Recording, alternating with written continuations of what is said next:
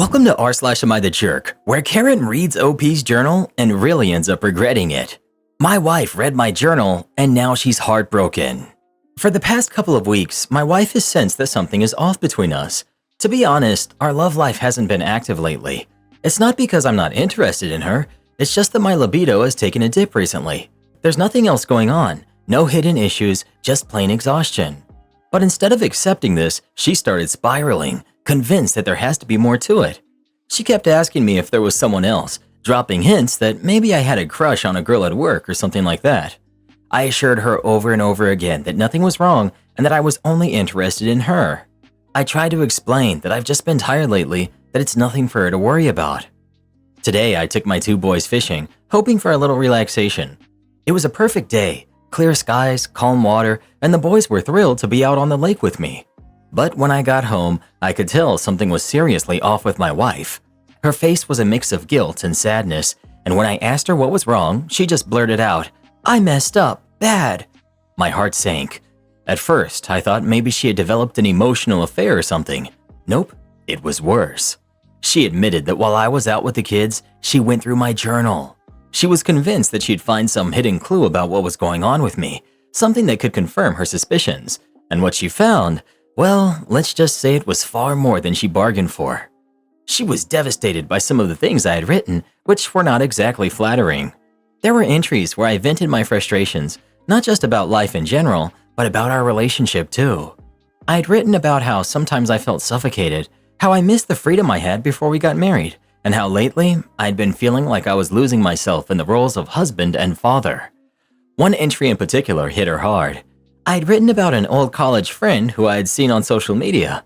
I mentioned how seeing her made me feel nostalgic for the carefree days of youth, where I didn't have to worry about mortgage payments, school runs, or how to reignite a love life that had become routine. I wrote that I sometimes wondered what life would have been like if I had ended up with her instead, though I quickly added that I loved my wife and I wouldn't trade our life for anything. But still, the words were there, raw and unfiltered, and they really hurt her. Another entry talked about how I sometimes felt like I was carrying the emotional weight of the household. I wrote about how her insecurities were draining, how it felt like I had to constantly reassure her about our relationship, and how I sometimes longed for a break from all of it. I never intended for her to read these things. They were just fleeting thoughts, written in the heat of the moment, not reflective of how I truly felt overall. I tried to explain all of this to her, telling her that these were just snapshots of my feelings at the time. Just because I wrote something in a moment of frustration or doubt doesn't mean it's how I feel all the time. She said she understood, that she was very sorry, and that she would never invade my privacy like that again. Things calmed down, but now that I've had some time to think about it, I'm more upset than ever. I'm honestly embarrassed. She basically saw the unfiltered thoughts in my head, the things I would never say out loud, and now I'm having a hard time reconciling it.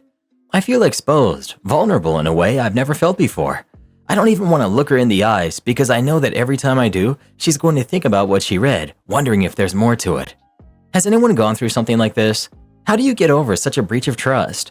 How can I make her understand that my journal is just a place where I vent, where I let out thoughts that aren't meant to be taken as my true feelings? And how do I move forward when all I want to do right now is crawl into a hole and hide?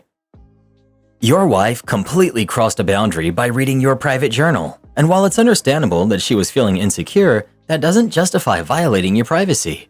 Journals are meant to be a safe space for unfiltered thoughts, not a tool for someone to dig through in search of reassurance. The things you wrote were just fleeting emotions, not a reflection of your overall feelings towards your wife or your marriage. It's natural to have ups and downs, and everyone needs a space to process those without fear of judgment. Your feelings of embarrassment and betrayal are completely valid, and your wife needs to understand that trust and privacy are essential components of any healthy relationship. Your wife is spiraling because she senses something is wrong, and instead of being supportive or open, you're writing your little secrets in a journal like a teenager. She clearly cares about your relationship, but you're more concerned about protecting your precious, private thoughts than being a decent partner. If I were her, I'd be horrified by what I found too, and I wouldn't want to be married to someone as selfish and emotionally immature as you. You should be grateful she even wants to work through this mess with you instead of running for the hills.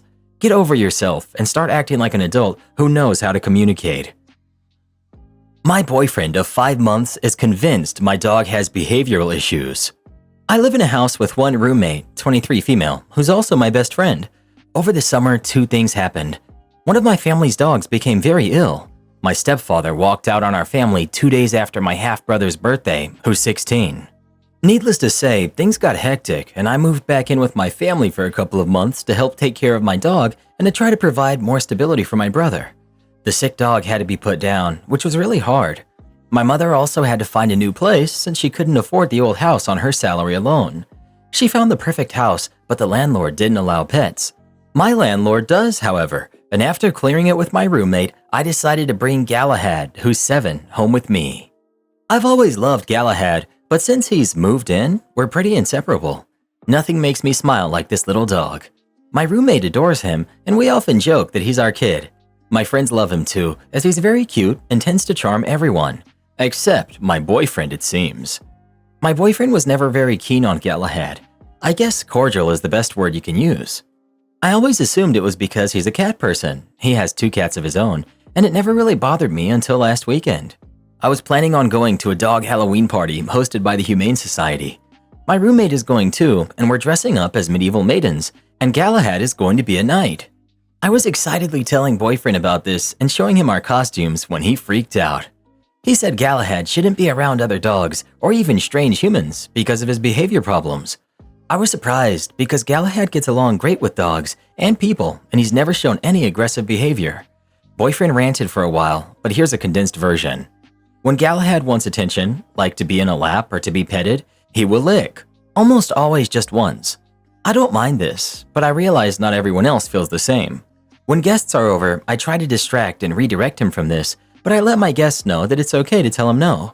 When he hears no, he will not repeat the behavior. When someone he doesn't know well enters the house, Galahad will bark a couple of times. This is not an aggressive bark, more like an attention bark. The only other times that he barks is when he needs to go outside or when he sees me grab the treat bag. Galahad sleeps on my bed on a special blanket. Boyfriend does not like this, so when he's over for the night, I put Galahad in his crate in my room. One night, boyfriend insisted that the crate be placed in another room. I complied, but Galahad hated this, and he cried for about 30 minutes until I brought him back into my room. He went to sleep normally then and slept quietly for the rest of the night. Galahad likes to be watched while he eats. This started when the other dog was put down, and I noticed Galahad lost a lot of weight and ate very little. I had to coax and encourage him to eat, which eventually turned into me sitting at the table next to his bowl with him for about 15 minutes while he eats. Boyfriend listed all these problems, including that I'm too obsessed with Galahad, and ended with him thinking I need to send Galahad back to live with my family. I explained why that is not an option. He said he didn't want to come to my house anymore while Galahad is still here. I asked him if that was an ultimatum, and he told me to take it how I wished. This week, our communication has been the bare minimum, and boyfriend still seems very upset with me. My roommate is furious about it. I just want to smooth things over. Should I take Galahad to a dog training class? I don't have the money for a personal dog trainer. I think Galahad is just being a normal dachshund for the most part. Am I in the wrong? I'm so confused. I think your boyfriend is used to a cat's way of life. Minimal amount of attention needed and independent. Dogs are the opposite, needing a lot of time and love. If he doesn't want to come over while the dog is there, that's his choice. But it should say a lot about his character when confronted with a problem. It's either his way or no way, and no compromises. Does he not like dogs in general, or just this dog? OP. That's the weird thing. I've seen him be friendly with other dogs, talking to them, petting them, but never with my dog. He ignores him mostly. Maybe he thinks this dog is taking up too much of your time, so he gets less. I don't know, really. It seems a bit odd it's just Galahad that he has a problem with. Has he ever said he wouldn't live with the dog? OP. He said once that he didn't think his cats would like Galahad. The only other time we've talked about pets is when he told me I was posting too many Galahad pics on Instagram. I had just brought him home, so I was excited and kind of overdid it. Update. I got a couple of questions asking if I was minimizing Galahad's behavior, and I think I was. Mainly the barking thing. Galahad only barks a couple of times at people entering the house, but he is loud. It can be startling to people who aren't familiar with him. Also, the wanting to be watched while eating, I think I downplayed it because I managed to work it into my routine easily, and I have a lot of guilt over him dropping so much weight. This isn't normal behavior though, and needs to be corrected. With that in mind, I decided Galahad should be enrolled in a dog training class, and hopefully I could address his other behaviors with a professional. I plan to tell my boyfriend on Halloween, and hopefully it will all work out. Well, it didn't. I texted boyfriend Halloween morning that I wanted to come to his place and talk before or after the Humane Society Halloween party. He didn't respond, so my roommate, Galahad, and I got costumed up and went to the party. It was a blast, and I could tell Galahad enjoyed some canine company. On the way back to the house, boyfriend called me and asked me to come over so we could talk. I told him I had to drop off my roommate and Galahad first, then I would be right over. He just hung up. I got to his apartment and I could tell he was upset.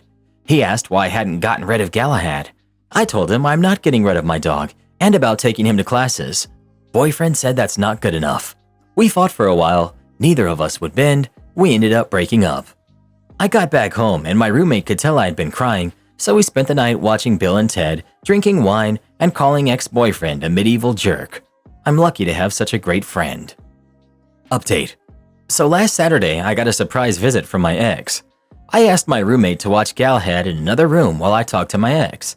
He actually showed up with a box of dog treats. They were for large dogs, so they were way too big for Galahad, but it was a really sweet gesture. We chit-chatted about various things for a couple of minutes, then he apologized, said he missed me, and that he wants me back. As much as I've played tough in my posts, I really love this guy, and breaking up has been hard. We started to talk about how we could make it work. He proposed that we could hang out at his apartment, and if he came over to my house, Galahad would be put in a different room than us. I told him I needed time to think and that I wasn't ready to jump back into official status just yet. His demeanor completely changed. He got quiet for a second, then he said, "What the heck?"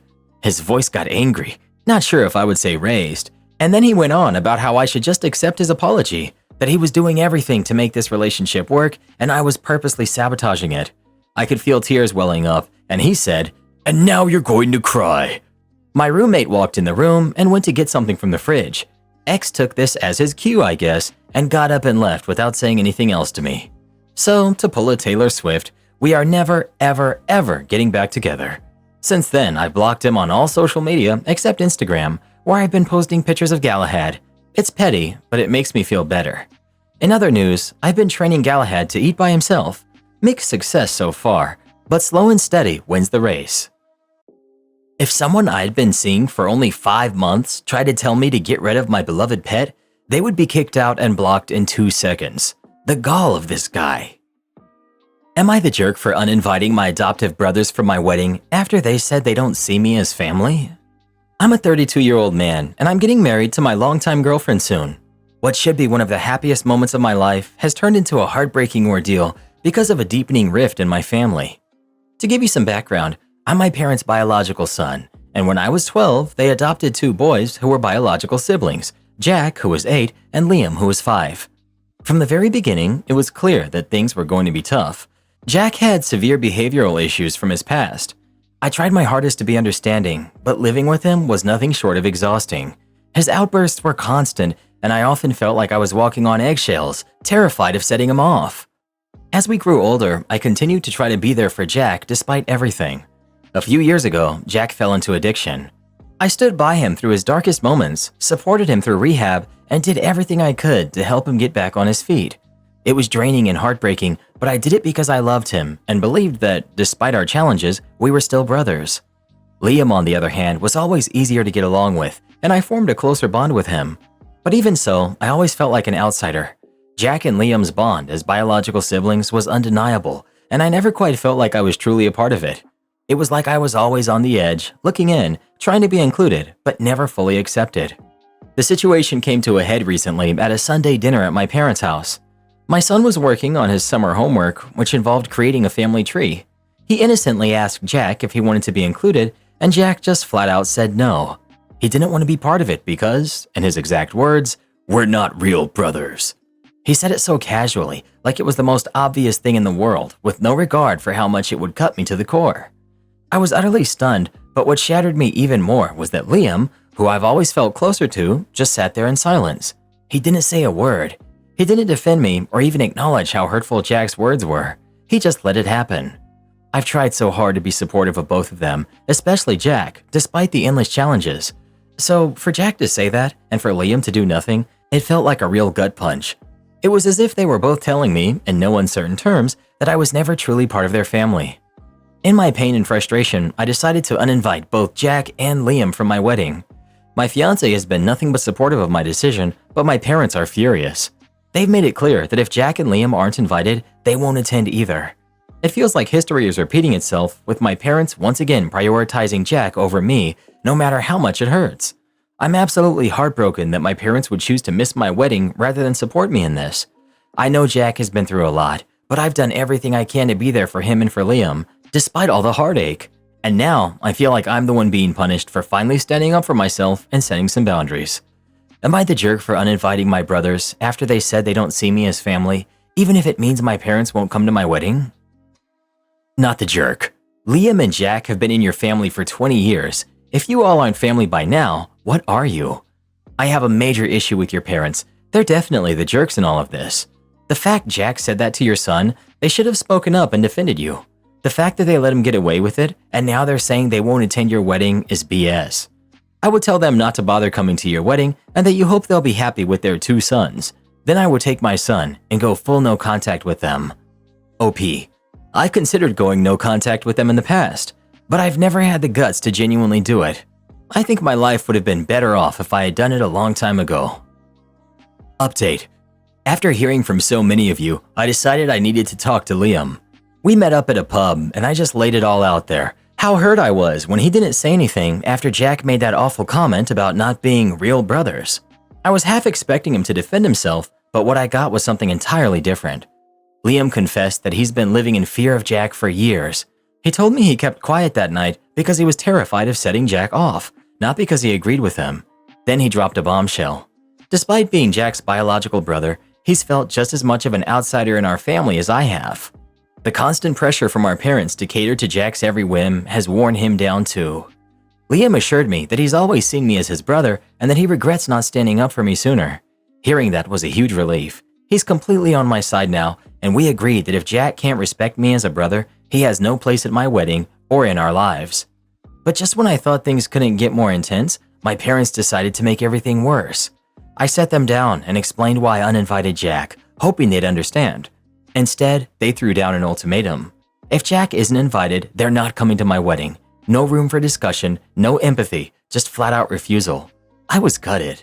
After all these years of putting Jack's needs above mine, this is how they repay me? I couldn't hold back anymore. I let out all the anger and frustration I've been bottling up for years. I told them how I've always been the one sacrificing, how they've always prioritized Jack, and that I was done being treated like I don't matter. I made it clear that if they choose not to come to my wedding, they're making their choice and I'll make mine. With that, I walked out, leaving them to stew in their own decisions. Out of nowhere, Jack started bombarding me with the nastiest, most hurtful texts I've ever received. He accused me of turning Liam against him, of ripping the family apart, and had the audacity to call me selfish for abandoning him. He ranted about how he never felt like he belonged in the family and how it's all my fault for pushing him away. His words hit hard, but they also opened my eyes. Jack has spent his whole life blaming everyone else for his problems, and I've been his favorite scapegoat. This time though, I'm not letting him guilt trip me. I didn't even respond. I just blocked his number. If he can't see what he's done wrong, there's nothing more to say. Liam was livid when I told him about Jack's messages. He's more determined than ever to support me, and we've decided to go low contact with our parents until after the wedding. Liam's been a rock through all of this, helping me with the wedding plans and making sure I'm not dealing with this mess alone. So the wedding is still happening, but with a much smaller guest list. My parents haven't reached out since our argument, and at this point, I don't care if they show up or not. This day is about me and my fiance, and I'm not letting anyone, not even my own family, ruin it. Would I be the jerk for refusing to raise my husband's affair babies now that he and the woman he cheated with have passed away? I'm 45 female. My husband, 49, of 23 years, had an affair with a 20-year-old starting in 2020. I found out this year when his affair partner gave birth to twin boys in March. Obviously, we were going to divorce.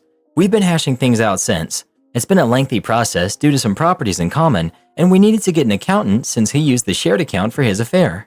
Finally, things seemed to be getting close to the end when both my husband and the woman he cheated with passed in an accident. By some miracle, the twin babies weren't harmed. Now they are orphaned, and neither sets of grandparents can take them in permanently. My husband's parents are both in assisted living, he has no siblings, and the only aunt that can take them in refuses. She's been child-free her whole life. On the woman's side, I'm not sure of the details in full, but her parents are also not able to be involved long term, and the one sister she has lives overseas.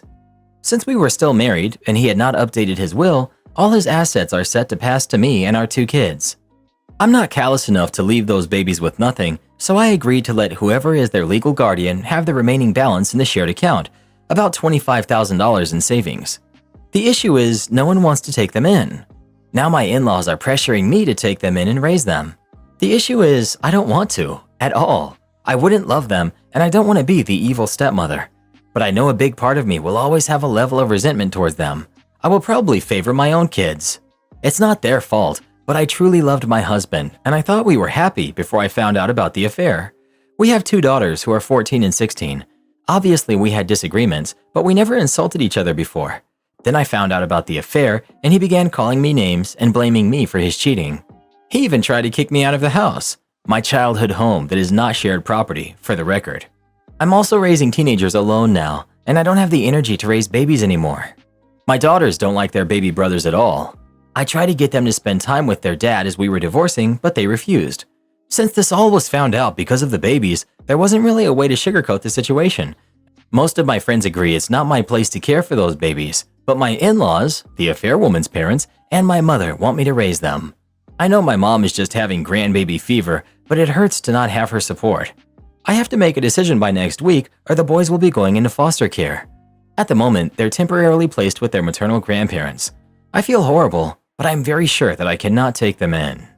Would I be the jerk if I refused to take them in? Update. After thinking carefully, speaking to my lawyer, reading responses, and doing research, I plan to speak to the grandparents tomorrow and refuse to take legal guardianship of the boys.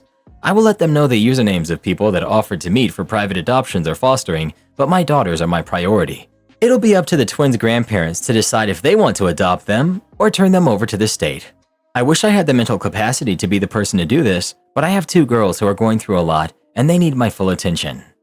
I'll also be talking to the lawyers to figure out if the boys have any inheritance claim properly. If they do, I'll separate it and leave it to the lawyers to do what they need to do for them to have access when it's best. If they don't, I'll find a way to ensure they have access to the $25,000 I was going to give them from the beginning. I won't do more, however. My moral compass might be biased, but I don't believe I'm obligated, either morally or legally, to do more than what the word of law says. I can't help everyone, and I shouldn't have to. I need to take care of my own kids. They've gone through enough without seeing their mother favor the children of their father's mistress. Am I the jerk for telling my sister that her new boyfriend can't bring his kid to my wedding? I'm 33 female, am getting married soon, November, and we've been planning this for the last 2 years. My sister, who's 36, has just split up with her husband and started a new relationship with one of her colleagues. We'll call him Brandon, whom I have briefly met a couple of times before, but I don't know him very well. He's nice enough, but my fiance has never met him, and like I said, I don't really know him myself. My sister mentioned to Brandon that she is my maid of honor and that I'll be getting married in November within the first week of their new relationship. Before my sister and her husband, who we'll call Reese, split, they were both invited to the wedding as they had been married for 15 years, so Reese was a big part of the family. Brandon automatically assumed that he was invited to the wedding in Reese's place, which I don't like, but sort of accepted since she'd won a +1, and Reese wouldn't want to come now anyway, given the situation, so I let it go.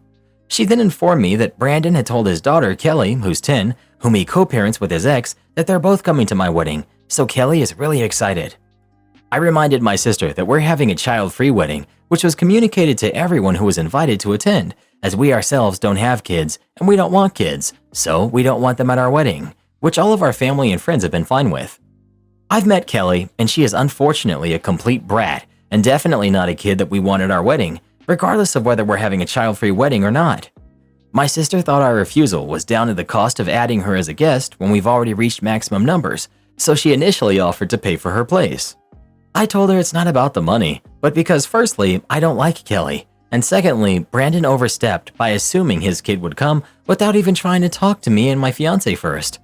I also calmly told her that she knew we were having a child-free wedding and she should have told him straight away to avoid this from happening, as it's also not fair to our other friends and family members who have arranged childcare for their own kids to respect our wishes. She's now calling me the jerk because it's going to make things difficult for her when she tells him that he can't bring Kelly as she's excited about going to a wedding. I told her that's not my problem, as I'm not responsible for him trying to muscle in on a family event he wasn't even invited to in the first place. I've offered to talk to him for her to keep the peace, but she said I'd just end up being more of a jerk to him than I already am for telling her that her new boyfriend's kid can't come to my wedding. So Reddit, am I the jerk? Not the jerk. You didn't have to tell her you don't like Kelly. It's enough that you're having a child-free wedding. It's not your problem he made this assumption. It's not your problem your sister didn't correct him. Let her tell him. If he doesn't want to come, then so be it. If she decides to step down, let her. Don't give in for any keep the peace arguments. You'll regret it. If you think he'll bring his daughter, make sure there's someone to turn them away from both the ceremony and the reception. He may try the, but she'll just eat from my plate trick. Karen stole my car. I've been with my wife for 4 years. I have a 20-year-old daughter, and she and my wife were never able to form a strong bond, and one of the reasons for that is distance. My wife did try to get close to my daughter in the past, but my daughter claimed she was just attempting to control her rather than have a respectful relationship with her. They had past issues, but now get along a bit. My daughter was visiting for Thanksgiving and brought her Honda car with her. I was out of the house when my wife, whose car had been sitting in the garage for a month now, took my daughter's car keys without her permission while she was showering and left in it for nearly 2 hours. My daughter called me as soon as she got out of the bathroom and was freaking out, saying neither her car or my wife were there. I tried to calm her down as I tried to get a hold of my wife, but she did not respond. We at this point figured my wife took the car, but did not know where she was or when she was coming back. My daughter searched my wife's closet, then called the cops and reported her car taken. She called back to tell me my wife's closet was half empty and cops were called. I got off work and went home immediately, and on the way home, my wife called, crying. She just got picked up by the cops at Walmart and was brought into the station. I went over there and met my daughter there. We discussed what happened, and it turned out my wife took the car to go do some shopping and left my daughter a note in the kitchen to let her know since she doesn't have her number, and took clothes from her closet she packed earlier in the morning for church donations. But my daughter thought she ran away and told the cops that this woman, my wife, ran away with her car. My daughter got her car back, and my wife was let go after filling out a form. I took her home, and that is where she had a fight with my daughter, calling her crazy for calling the cops on her, and a few other things I can't remember. But I told my wife what she did was unacceptable, and she should be grateful my daughter only called the cops in a moment of panic and did not press charges after what she did. My wife was shocked and started crying, saying she couldn't believe I sided with my daughter after she humiliated her and caused her panic and to be involved with the cops like that. I stated she should have not touched the car in the first place, and she defended herself, saying she was getting things done and buying stuff we needed for the house, but we made her out to be the bad guy. She left to her sister's place, saying she had had enough of my daughter's disgraceful and vindictive attitude towards her, and said she'll stay there indefinitely or until I get my priorities straight, because after what happened, she's no longer sure if she is my wife or whether she was treated as such. My wife's car isn't working and has been in the garage for a while now. That is why she took my daughter's car. Not the jerk. She stole a car. I mean, there are consequences to Grand Theft Auto. They even made a video game about it. If she wanted to borrow the car, she needed to ask permission. Skipping that step puts you right in the felony theft category. Everyone sucks here. This whole story makes no sense. Okay, she took her car without asking, which, depending on the family, might not even be that weird. Why did nobody find that note? Why didn't you just wait for her to return? Why the panic? Who the heck goes straight to the closet to make such crazy assumptions that she just left? Who just calls the police on a rational, grown family member over borrowing something without asking once? I would get it if this was repeatedly. This was such an exaggerated chain of events, I cannot follow your thought process at all. I feel like there's a lot missing here and a lot of motives and dynamics that are unspecified. Well, who do you think is the jerk? OP's daughter or his wife? Please let us know. This is why you don't marry a Karen. If I was your daughter, I'd press charges. I called my brother-in-law pathetic at our family dinner. I, female 24, have a sister, female 32, who has a husband who's 38, who's the poster child of weaponized incompetence. They have 4 kids, who are 10, 8, 5, and 3, and she's pregnant. My sister works a full-time job, over 40 hours a week, cleans her entire house, cooks, takes care of all her kids without him doing anything. It's seriously mind-blowing that she wakes up at like 4 a.m., cooks breakfast, does chores, gets all of her kids ready for school, takes them all to school and daycare, and all he does is stay home and work. And when his kids get home, after my sister picks them up of course, he will play with them for a little and play video games until he falls asleep. She actually makes more than him. My fiance, male 26, and I had to stay with them for 6 weeks while our home was being renovated, and since we both work from home, we helped her, and it's amazing how much happier she is when she has help. I helped with the kids, and my fiance even drove her to the doctor's appointments. Her husband literally only acknowledges he is a parent when his family is around. Then he is a God-fearing, hard-working father of 5. He's the one that wanted more kids. She wanted to stop after her last baby, but he needed more boys. I'm seriously concerned not only for her, but her kids as well, because now her oldest is seeing what's happening and trying to help, but my sister is prideful and refuses to let her kid do anything. Me and this man have never gotten along. He's been acting like this since their 8-year-old was born. I tried talking to her about leaving, but she doesn't want her kids to grow up in a broken home. And unfortunately, her experience with our parents' divorce was completely different than mine, so she doesn't understand that a divorce would benefit her kids here because she thinks they need their mom and dad together. Cut to this past weekend. Her and her husband threw a pre-Thanksgiving potluck where our entire family, plus his, was there. I stayed with my sister a few days before because I knew he wouldn't help. So we're at dinner, all talking, and I mention we are trying for a baby, and my brother-in-law makes an offhanded comment to him about how hard fatherhood is, and I snapped and said, "Like you would know." He looked taken aback and asked me what I meant, and I unloaded on him, calling him a pathetic excuse for a man who makes my 8 months pregnant sister do everything for their family. I went off for a solid 10 minutes, and he sat there shrinking in his seat. I left.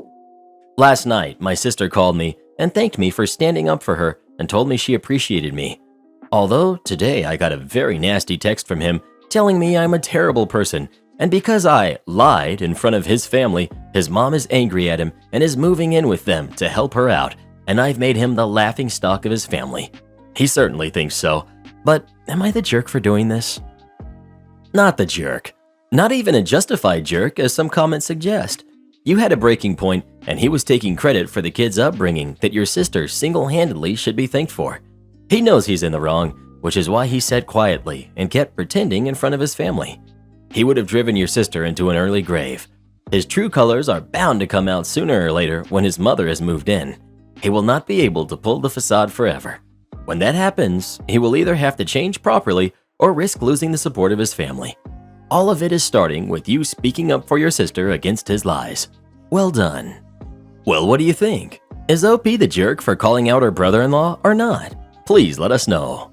That guy sounds even more worthless than you, Reddit boy. Am I the jerk for making my cousin angry at her husband for not getting her pregnancy cravings for her? I've had a lot of weird and oddly specific pregnancy cravings.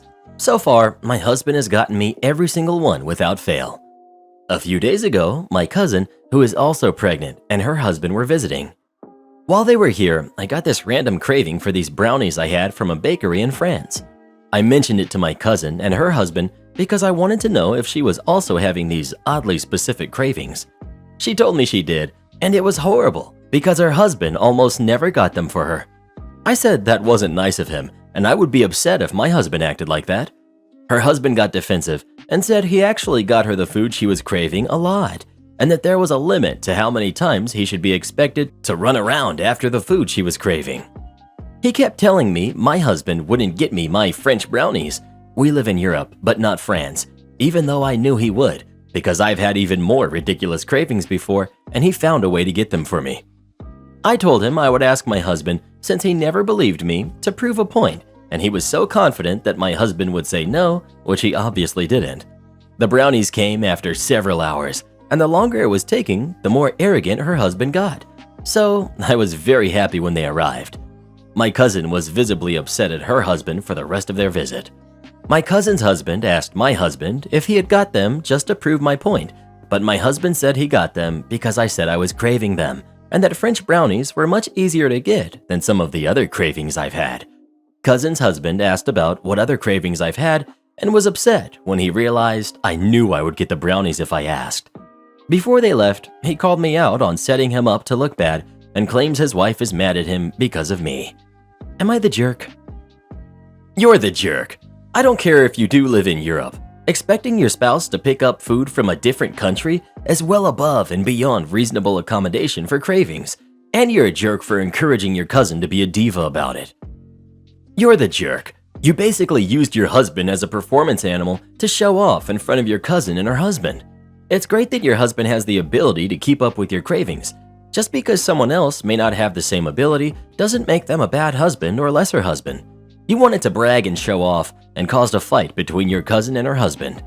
Make no mistake, I understand exactly where your husband is coming from. I tried to fulfill all of my wife's cravings both times she was pregnant.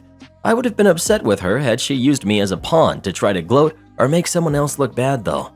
Instead of appreciating your husband and his efforts, you use him to show your cousin how much better your husband is than hers. Good for you, I guess. Everyone sucks here. Good lord. The whole lot of you just sound insufferable, except your cousin. Cravings are totally a thing, but what a weird flex for you to prove how terrified your husband is of you to make him leave the country to get some brownies. Not brownies in general, mind you, which would be honestly a reasonable request, but an extremely specific thing that sounds like required momentous effort on his part to satisfy. And for what? So you could make her husband look bad? Granted, it sounds like her husband could be doing more to help her, but you're just way over the top, and I don't get why your husband is on board with this. Not the jerk. To be honest, I would do the same thing. As men themselves will never have to be pregnant, the least they can do is run a few errands here and there. They've basically had it made since the dawn of time. If he's too much of a baby to run to the store for a pregnant woman, I don't know why you'd stay with him, to be honest. And lol at everyone who was triggered by this story. If it legit made you upset, you are literally part of the problem and should seriously check your privilege. Well, what do you think? Is OP the jerk for treating her husband the way she did, or not? Please let us know. Hope you've got your plane ticket, Reddit boy. I'm in the mood for some German brownies. You got your big day. Now you have to deal with the consequences. I'm 29, female. My brother, who's 31, and his wife, who's 34, got married 2 months ago. They had a destination wedding. Unfortunately, none of our side, except a cousin, could attend due to multiple valid reasons, which I list a short few. Grandparents, 95, 98, and 89. They're too old. Our parents, mom has breast cancer and dad takes full care of her. Me and our youngest brother's girlfriend, heavily pregnant/newborn. Our older brother and aunt, busy doctors who have to be extra careful. Everyone else either couldn't afford it or couldn't afford to take 2 weeks off. We tried to explain to them the situation months before the wedding, but were hit with, our wedding, our rules. Don't like it, don't come. We asked to be able to help in any way we could, but a few weeks before the wedding, their attitudes changed. We were told they'd prefer to go low contact because we weren't coming to the wedding, which meant we didn't support their marriage. I even begged to pay for the bridesmaids' dresses, but my brother told me he didn't want my money. He wanted me at his day. I tried to explain to him his wedding was 4 days before my due date. He ended up screaming at me, calling me a spoiled, entitled brat, then blocking me. They did similar stuff with everyone else. They even went as far as getting my extremely sick mother upset to the point my father stopped talking to my brother. So onto the situation. After months of passive-aggressive posts on social media and bride/groomzilla tantrums, they wanted to make up with everyone due to my mother finding out extremely heartbreaking news. 6 months left. We all ended up having dinner at my family home tonight, with everyone being extremely cold to my brother and his wife. No one really cared to listen to about their wedding, nor looked at their photos. My brother ended up getting us, the siblings, alone to ask us why we were being jerks. My youngest brother told him tonight wasn't the time, then walked out. Oldest brother said when mom passed, he would never speak to him again, but due to the fact I'm his only sister, he seems more mad and upset at me. I told them, you got your big day. Now you have to deal with the consequences. My brother and sister-in-law got extremely upset, then left. My mother asked what happened, but we told her he had an upset stomach and needed to leave. My brother sent me a heartbreaking email afterwards on how he felt so rejected that we weren't at his wedding, nor apologized afterwards. Sorry for my bad grammar, but with the news of my mom and having a newborn, plus the situation with my brother, My mind is like a noodle right now. Not the jerk. Your brother and his wife obviously had grand visions for their wedding and seemed to be entirely tone deaf about the viability of those visions. That's not your fault or issue. They seem pretty immature. Not the jerk. OP, I am so sorry that at this time when you should be celebrating the birth of your child, you have to deal with your mother's bad news. My mind is totally blown that your family meets while everyone is digesting the news that she only has 6 more months and your brother and sister-in-law want to discuss their wedding. Get you and your siblings alone, not to discuss your mother, but his hurt feelings. Maybe he'll grow up someday. Someone thought maybe sister-in-law was trying to alienate him from his family, but it sounds like he's stuck in a me stage of life. Am I the jerk for choosing to live in a city which will make it nearly impossible for my ex to see his kid? I, 28 female, got divorced from my ex-husband, John, 38 male, of 6 years in June this year. In 2019, I was diagnosed with PCOS. After having multiple treatments and many complications, was told that I probably wouldn't be able to have a baby naturally. We'd been trying for a baby for 3 years, and as expected, this devastated us. Our marriage suffered, because while I eventually made my peace with the situation, John couldn't seem to get past it. I suggested fostering and adoption, but his heart wasn't in it anymore. After months of hostility, zero intimacy, and withdrawn affection, I asked for couples therapy. He responded that he'd rather have a divorce. He said he had been checked out for a while, and there was no point dragging things out. I was heartbroken, and it didn't help that I was stuck living with him throughout the lockdown. I eventually accepted the end of our marriage, and as we went through the divorce process, I prepared for the move back to my hometown across the country. Shortly before I moved out, we hooked up. I know. It was an impulsive mistake, and he made sure I knew it meant nothing. Anyway, I eventually moved back, and it's been wonderful. I'd forgotten how much I love being near my family and friends. I was slowly adjusting to single life when I found out that I'm pregnant. Yup, I know, right? What are the chances? I told John about the pregnancy, and he was over the moon. But for some reason, he assumed that I would be moving back to live with him. When I told him that I have no intention of moving back, but rather raising our child in my hometown, he lost his crap and accused me of trying to keep our child away from him out of spite.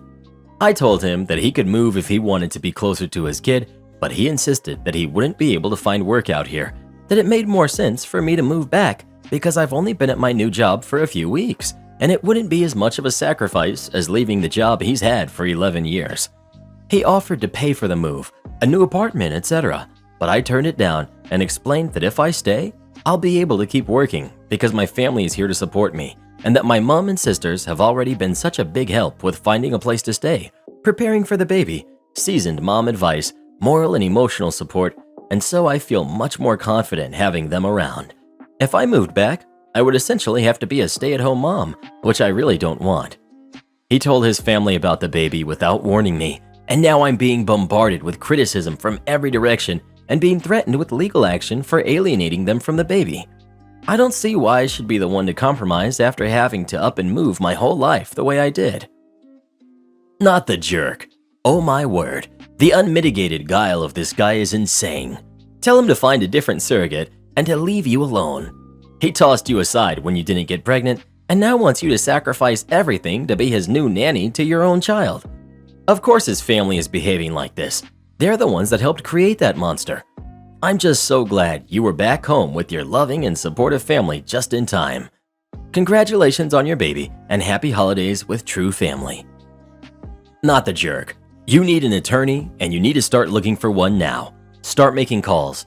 You won't have anything hit the courts until the child is born, but you need someone you trust on your side before that happens. After the birth, you will be exhausted and not in a place to successfully advocate for yourself and your kid. The last thing you'll want to do is interview family law attorneys. Screenshot every awful thing his family is saying and document everything he says as well. Get everything in writing via text and email. Try not to talk to him on the phone, but if you do, take notes and be as objective as possible right after about what he said. Don't make any promises about coming to visit. Do not tell him he can be in the delivery room.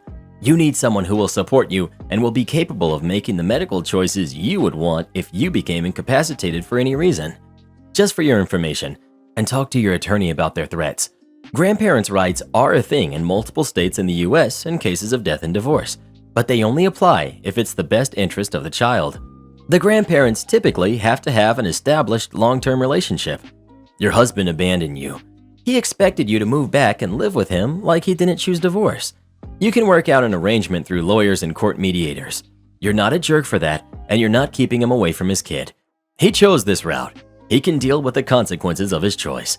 Don't let them bully you into anything. Edit. I'm not a lawyer. I worked in a directly related field for a long time. And OP, if you move back there while you're pregnant or after the child is born, he can file to prevent you from relocating with the child in a lot of jurisdictions. You would need his permission to move. It's very important that you talk to an attorney about all of this before you do anything. The problem child and the PTA parent. I had to switch high schools my senior year, so I was just finding my footing with a lot of people who had known one another since kindergarten, since the school itself was attended solely by the kids of one small town. I first remember seeing Betty, not her real name, doing something she was apparently famous for, running into people and not stopping. Let me describe this for the full effect. Betty had a habit of expecting everyone and everything to move for her. So if she was walking down the hall and you were at your locker, she would ram into you full force, stumble back, and then immediately do it again, and again, and again, until whatever she was running into moved or she tripped over it. So if you were at your locker and she ran into you, you had to move or she would just keep repeating the same action, even going so far as to ram into the locker door until she could get through. She even went so far as to step on you if you fell to the floor during this. She never apologized, and honestly, I wasn't at all shocked because her expression never changed, and it really looked like someone just left a game running with a drifting controller, and the character was just wandering in that direction. Nothing anyone said or did during these moments even registered on her face or her eyes, or even her life, because if you confronted her about it, she would look at you like you were crazy and act like it never happened. No one thought this was even a lie, because it was clear she genuinely believed nothing happened. I learned from the rest of the school year over time that she had always been like this, and if anything, she was worse when she was younger. The other students knew she was not very smart and should by rights have failed every single class she had ever been in. But her mother was head of the PTA since her oldest daughter was born, so she was just moved along every year. And God forbid any teachers try to bring attention to her grades or complete lack of attention span, or they would be fired. Maybe it was because I was new, or maybe it was because I seemed an easy target, but it took no time for Betty to cling to me and for every teacher to encourage it because it meant less work for them. It was honestly a nightmare. She was everywhere I was, and they even switched my gym period around to be with her because, and I quote, "Someone needs to help her change before and after gym." That was a big nope for me, and I made sure to basically run out the door the second gym was over and change my clothes in a random bathroom because they could not punish me for not helping her, and frankly, there should have been no reason to help in the first place. It was like this weird game of chicken was going on with Betty's mother and the rest of the school faculty. She couldn't admit her daughter wasn't really fit to be in that school in any way because she was already on thin ice for reasons that are not really important to the story. But at the same time, it was immensely clear Betty needed help well beyond the teacher's pay grade for a public high school in a small town in the middle of nowhere. So they were at a stalemate. The teachers kept passing her and the mother didn't push too hard about weird things like helping her get changed and would instead just show up at the school and do it herself multiple times a day for various things like eating lunch with Betty and making sure she was using the bathroom correctly. Now, at this point, I'm sure you're thinking that she was developmentally disabled in some way and counseling and therapy were needed. That may be true, but it was from nurture and not nature, from what I was told and from what I experienced. I was informed that Betty actually had two older siblings, both about 10 years older, who were basically angels on earth. These two, a boy and a girl, were so kind and so sweet, butter wouldn't melt in their mouths. But they both seemed to be afraid of their mother and Betty, and a lot of their hard work and high scholastic achievements were based solely on graduating and moving away as soon as humanly possible from their mother and Betty. Apparently, Betty was a miracle baby, conceived well after medical science would have said it was no longer possible, and Betty's mother went bananas after her. She became obsessed and did literally everything for Betty and just never let her grow up. She was never punished, never learned how to problem solve, and never learned how to think independently Because why would she need any of that when mommy was here to do all those boring things for her? Add all of that with the mother's place in the PTA, and Betty had never done homework or taken a test of any kind at any point in her 12 years of school. Her mother had done all of it. She had also pumped Betty full to the brim with unwarranted praise and adoration to the point where Betty actually believed it. Betty, the person who had never done anything involving school except be in the building and sit still during class, full-on believed she was a genius. She also believed she was better and prettier than every other human being on the planet and thought the reason she had no friends was actually envy. She full-on believed everyone was just so upset they weren't as smart and pretty as her, and they decided the only way to live with their own mediocrity was to full-on ignore her. Now, at this point, you might feel a little bad for Betty. I would have too. But then she opened her mouth, and the amount of toxicity and venom that spewed forth was strong enough that I'm still shocked the EPA didn't show up and encase her in a glass dome labeled toxic waste dump. She was hateful, arrogant, self-centered, apathetic, and cruel. But that is all just a setup for the thing that finally broke Betty's mother and yeeted Betty out of the school forever: the senior play. Now, the senior play was a big deal at this school. Only seniors could be in it, and everyone else was stagehands and lighting. Betty not only wanted to be in it, she wanted to be the star. Here's the thing though, Betty could not act, could not take any sort of direction, and was functionally illiterate thanks to her mother never letting anyone teach her to read. Betty's mother decided that, because of this, she was going to basically co-direct the play, and by that I mean stand next to Betty and repeat all her lines to her over and over again while moving her around the stage physically. It took less than a week for the actual director, a teacher who was retiring in less than 3 months and could not give less of a hoot anymore, to throw his hands in the air and say this was clearly not going to work out and that Betty needed a role with way fewer lines and much less stage time. The mother actually agreed to this. Everyone's guess was out of sheer exhaustion, but was not willing to be the bad guy and tell her precious little NPC no. So she scuffled off to the bathroom while the director broke the news. Betty lost her mind. She immediately became very violent and started trashing the stage, screaming at the top of her lungs. When the director tried to get her to stop, she, and this was all verified by no less than 5 different stagehands and directors, tackled this old man to the ground and bit him. She bit him so hard she drew blood. The director was trying to get her to let go, but she was just digging her teeth into his arm and clamping down for all she was worth. I honestly don't think she had ever worked as hard at anything else in her entire life before or since as she did trying to take a chunk out of the director's arm. At this point, her mother ran back in. My guess, alerted by the sudden screaming of the director and lack of screaming from Betty, and spent a good hot minute trying to pry Betty's jaws open and get her off the director's arm. She was dragged away by her mother. The director was in a sling with bandages all over his arm for a while, and no one ever saw Betty again. Word got out that Betty's mother tried to play the whole thing off as it somehow being the director's fault for upsetting Betty and getting in her way by trying to stop her from destroying everything on stage that the students had worked so hard on. This was different though. This was assault, and Betty was already 18, so mommy couldn't save her this time. It was decided behind closed doors that Betty would never return and just be mailed her diploma, and in exchange, no charges would be pressed. That was the last time I ever saw or heard of Betty. But from what I understand, she still lives with her elderly mother to this day, and it has sucked the soul right out of that woman. I'd feel bad for her, but she made Betty into who and what she is today, so she can live with it. Am I the jerk for not agreeing to a name change for my daughter, despite her father wanting one? My ex and I were engaged, living together, and planning on trying for kids after the wedding. The wedding got delayed, and I found out I was pregnant shortly after. My ex freaked out, insisted it couldn't be his baby because he wasn't ready to be a dad, that this was all happening too fast and it wasn't how we planned it, and said he needed some time to think everything over.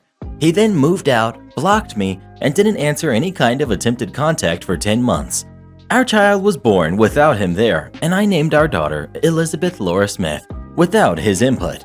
Elizabeth because I like it, and it reminds me of my favorite book character. I work in literature. Laura after my grandmother, and Smith is my surname. My ex has reached out. He said he waited this long because he wasn't sure how far along I was when we were together, but he figured the baby had to have been born by now. I said that his timing was a little off because she's 5 months old. X has said he's planning to sort out custody. We've not discussed logistics yet, but he's unlikely to get anything before she turns 1. He asked if I'd named her yet, and I told him what I'd named her. X then said he hates that name. He thinks it sounds old and stuffy. He says that as his mother, Mary, has recently passed, November 2019, he wants to name our daughter Mary. He says Mary must be the first name and that I can have either Elizabeth or Laura as the middle name. I made clear in no uncertain terms that I will not change her name. I hate the name Mary. I hate how it sounds, both alone with Elizabeth/Laura Smith on the end of it. Plus, I didn't like his mother either, though I didn't remind him of that. X said that if we're going to co-parent, then I have to learn to compromise, and that this is the place to start, and that it's unfair that I got to choose both her first and middle name. I said that if he hadn't blocked me for the better part of a year, he'd have been able to say all of this when she was born. X said that the above is proof that I'm being petty and that he can't undo the past, but I can't prevent any feelings of dislike or resentment from him over this name in the future, and that as the father, he should have a say in his daughter's name. He also says that he's willing to let her be a Smith and not force me to use his surname, which he feels is proof he has already negotiated. Am I the jerk? Karen coworkers expect me to work Christmas for them because they have kids. I, 23 female, have been employed at my work for about a year now. I got hired on right after I graduated. Our holiday schedules switch each year, meaning employees are scheduled to work every other Christmas. I worked last Christmas, the 23rd, 24th, 25th, and 26th, meaning this year I'm scheduled to be off for Christmas. I don't have kids, but am very close with my family, and so I was looking forward to not having to worry about work and spend Christmas time completely focused on them. Our Christmas schedule has come out, and this has led to annoyed parents of kids because they have to work Christmas this year. I was approached by a few coworkers about me working their Christmas shifts. Employees are able to do shift exchanges, meaning you can trade shifts, and they would work shifts of mine before Christmas. Everyone knows that my boyfriend, 25 male, and I don't have kids as of yet, so I tend to be one of the people that get asked the most for shift exchanges. I declined the coworkers that asked if I would work their Christmas this year, and I could tell there was annoyance about this. The thing is, if I agreed to work Christmas, I would also definitely be working 3 Christmases in a row, because I doubt I would be able to find anyone willing to switch with me next year if I tried, as obviously Christmas is a time where no one willingly wants to work. I may not have kids, but my family is very close, and my grandparents have medical problems, so I try to enjoy every moment with them I can. I was also looking forward to not feeling exhausted during family time. Seeing the annoyance of coworkers when I declined made me feel both bad and frustrated. I understand that everyone obviously wants to be with their kids during Christmas, but I want to be with my family too. So I'm wondering, am I the jerk for saying no to working Christmas if I don't have kids? Edit. For those curious, yes, I do work in healthcare. Not the jerk. Even if you don't have kids, you are somebody's kid and grandkid. Why are your parents less deserving of seeing their kid on the holiday than your coworkers are? No is a complete answer. But if I were you, I'd be tempted to really lay it on thick about the grandparents. Get teary-eyed, distracted, then ask them, "Oh, I'm sorry, just thinking about how it might be Grandma or Grandpa's last Christmas. What did you want to ask me again?" Not the jerk. I split some duties with one other person at one job. One of us had to work Christmas Eve, and one of us had to work at 8 a.m. on December 26th. Fortunately, we were closed on Christmas Day. My coworker always got our supervisor to let her have the 2 days surrounding Christmas off because of her kids. For 3 years, I left work at 5 p.m. on Christmas Eve, drove 3 hours to my parents' house, spent what was left of Christmas Eve and most of Christmas Day with my family, and left at 4 p.m. to drive back to my house so I could be at work at 8 a.m. Then I discovered my coworkers' kids were 30 and 35 years old, and I demanded the following Christmas off. You're the jerk. As parents, the holidays we get to spend with our children are precious memories that will last forever. When someone who doesn't even have kids refuses to humble themselves and cover for an actual parent, you're basically stealing lifelong memories from them. I've been in this situation before with child-free coworkers who refused to play their part. I took it up with my friends in HR, and let's just say, we don't have this problem anymore. Bottom line, If you don't have kids, at least respect those who do. Got a problem with that? McDonald's is always hiring. Sheesh, sure am glad I don't work with that guy. Well, who do you think is the jerk? OP or her coworkers? Please let us know. Her coworkers are the textbook definition of entitled parents. I'm not allowed to discuss this position with former employers. Since you fired me, you are now a former employer. Gather round as I tell you the story of the time I got fired at the worst place I have ever worked. From day one, it was a nightmare. There was zero onboarding or training. I was simply given the login info for a couple of different websites and told to get to work. This company planned large conferences and I was in charge of speaker coordination. I was the only person in this role. The information solely resided with me. Not a big deal, I say to myself. I'm good at thinking on my feet. I'll just ask questions when I need clarification on something. That turned out to be impossible. My manager's first language wasn't English. I'm all for learning new languages. I think it's a great skill to have, and it takes a lot of work, and being able to speak multiple languages is impressive. The problem was that her English was so poor that it was often very hard to understand what she was trying to say. I once asked if she had time to hop on a call and explain something to me, and she responded with, "No cran. Self-skills is a must. I am bird without head." It took me a few days to figure out that she was trying to say that things were hectic. She was running around like a chicken without its head, and she needed me to be self-sufficient. Regardless, I did my best in the position.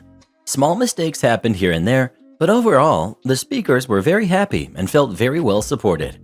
I struggled on the communication with my manager, but I thought the company was happy with my work. Until 4 months in, when I was randomly pulled into a meeting with the manager, HR, and legal.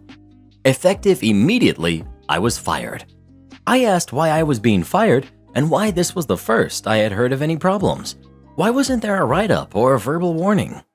My manager said it was because the 10 minutes I ran the analytics it takes me to respond to an email was too slow. That was a BS reason, and we all knew it. If you don't like me personally, fine, but don't try and make this seem like I was a bad employee. To be honest, I was furious. We do the exit interview with HR, and then she asks me to send over any documents I had. We worked on personal computers remotely, and describe where I was at in regards to our next event and our speakers. NDAs are really common in this field. I've signed one at every job I've ever worked, but this employer's NDA had a clause in it that worked to my advantage. I said, "As per my NDA, I am not to discuss intimate details or share documents related to this position with any employer, past or future. Since this firing was effective immediately, you are now a former employer and I am bound by my NDA." HR hemmed and hawed a little bit, telling me that of course I could speak to them about it. This was about their event. I pulled out my copy of the NDA, always save contracts, and pointed out the exact clause and said that it clearly stated that if I violated this NDA, I would be sued. So no, I couldn't talk to them about the position. HR turned to legal, and legal pointed out that I was technically correct. They were a former employer and I was bound by my NDA. They fired me 17 days before the event. They didn't have time to start over from scratch. I still keep in contact with some of my coworkers, and apparently the event was a crap show, and manager nearly lost her job because of it. Over half the speakers pulled out once communication broke down, all because I take too long to respond to emails. I got you a souvenir. Oh yeah? Well, I got you fired from the post office. Background. Sit back and enjoy a story about some revenge I achieved at the US Postal Service back in the 1990s that cost a bullying full-time carrier his union job. In summer of 1991, I found a summer job as a casual carrier for the US Post Office. They used to hire summer temps to cover for all the full-time carriers who mostly took their vacations in the summer. The USPS has rules that things have to be delivered within certain time windows. People could get fired if they took too long to do tasks. Carriers were both openly and secretly monitored and timed on tasks, and we had the first computerized time system I ever saw. They would be secretly followed a few times per year to be sure they were working hard the entire time they were outside the post office. The post office building even had secret back hallways, passive sound monitoring, and hidden raised viewing areas where they could see the sorting floor unobserved. Cameras and microphones were really expensive back then, so this was all done using tricky architecture and the eyes and ears of the postal inspectors. We were supposed to walk over and punch in and out of tasks so that they could track productivity to the second. People walking a delivery route were expected to do it fast, and better routes went to faster carriers. Slow carriers got mercilessly hassled to be faster and were disciplined for slowness. Pre-internet, there used to be a huge volume of mail that got shuffled around the country every day. Quantities of mail that you would find hard to believe compared to what we see now. I was a broke college student home for the summer and was willing to work any hours they gave me, so the supervisors liked me. I was also very friendly with most of the full-time carriers because I was a good worker and didn't rock the boat. Also, the other reasons that you'll see below. I'm a fairly big guy, 6'5" or 195 centimeters, about 210 pounds back then, and I could carry a lot of weight, so that also made management happy. I was also in my early 20s with long legs, so I could move fast carrying a lot of weight. Sorting mail back then was labor intensive and took a lot of time to learn. I had a regular route that I would deliver in the afternoons that was sorted by a regular. I would usually do oddball delivery stuff in the mornings, help move heavy things around, do special deliveries, etc. I would also deliver for full-time carriers that went on vacation or whose T6 was on vacation. Side note, mail delivery is 6 times per week, but full-time carriers only work 5 days per week. The T6 is a full-time carrier who did the 6th day for 5 routes. That way, it worked out that everyone only worked 5 days per week. At the time, a lot of retail catalogs were mailed to houses, a lot of them. Some were substantially bigger than current magazines. We also delivered magazines, ads, packages, and samples. A lot of companies would mail free samples of products like laundry detergent, shampoo, and other liquids to be delivered to every house on the route. These were the bane of the carrier's existence because they were bulky and heavy. This slows you down and is physically taxing. Usually, carriers would divide the very heavy stuff up and deliver it throughout the week. On to the revenge. I was assigned to do the T6 work for Dave, name changed, for a few months. Oh, Dave. Picture a failed phys ed teacher in his 40s, bad mustache, around 5'7", wore knockoff sunglasses like Magnum PIs, and had an opinion about everything. Dave learns he has me as his T6 and decides he will leave all of the heavy stuff for me. So once a week, I got confronted with the entire week's worth of heavy mail for this jerk's route. I confronted him about it, and he basically laughed and said there was nothing I could do about it. The other full-time carriers didn't like Dave much, but I was a temp, and he was there permanently, so I was encouraged to just suck it up. I went to our boss and escalated to our postmaster, but was told that he was full-time and I was a temp, so I just had to deal with it. If the mail needed to be delivered that day to meet the deadline, I had to make it happen.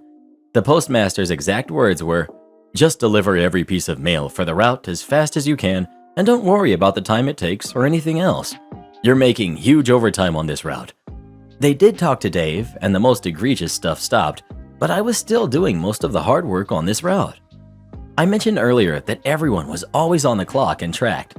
In my first week, some of the nicer people took me aside at the beginning of the summer and made it clear to me that I was not to move quickly when delivering full-time carriers' routes because it could make them look bad and cause trouble for them. As a temp, I should always take longer than the full-time carriers because 1, my job was limited and the USPS did not really track temps closely. 2, I had 0 experience, so everything should take me longer. 3, this was a union shop, and they would hate to have to kick my butt for messing up their jobs. And 4, most of these people were awesome, and I wanted to be a team player. So I was incentivized to move slowly and not make the full-time people look bad. Side note, I am very pro-union and pro-labor, so this is not intended to knock unions, but the context is needed. I decided to wreck Dave's job since he was such a bullying little tool. I requisitioned 2 additional mail carrier bags. These are the over-the-shoulder satchels you see all the time.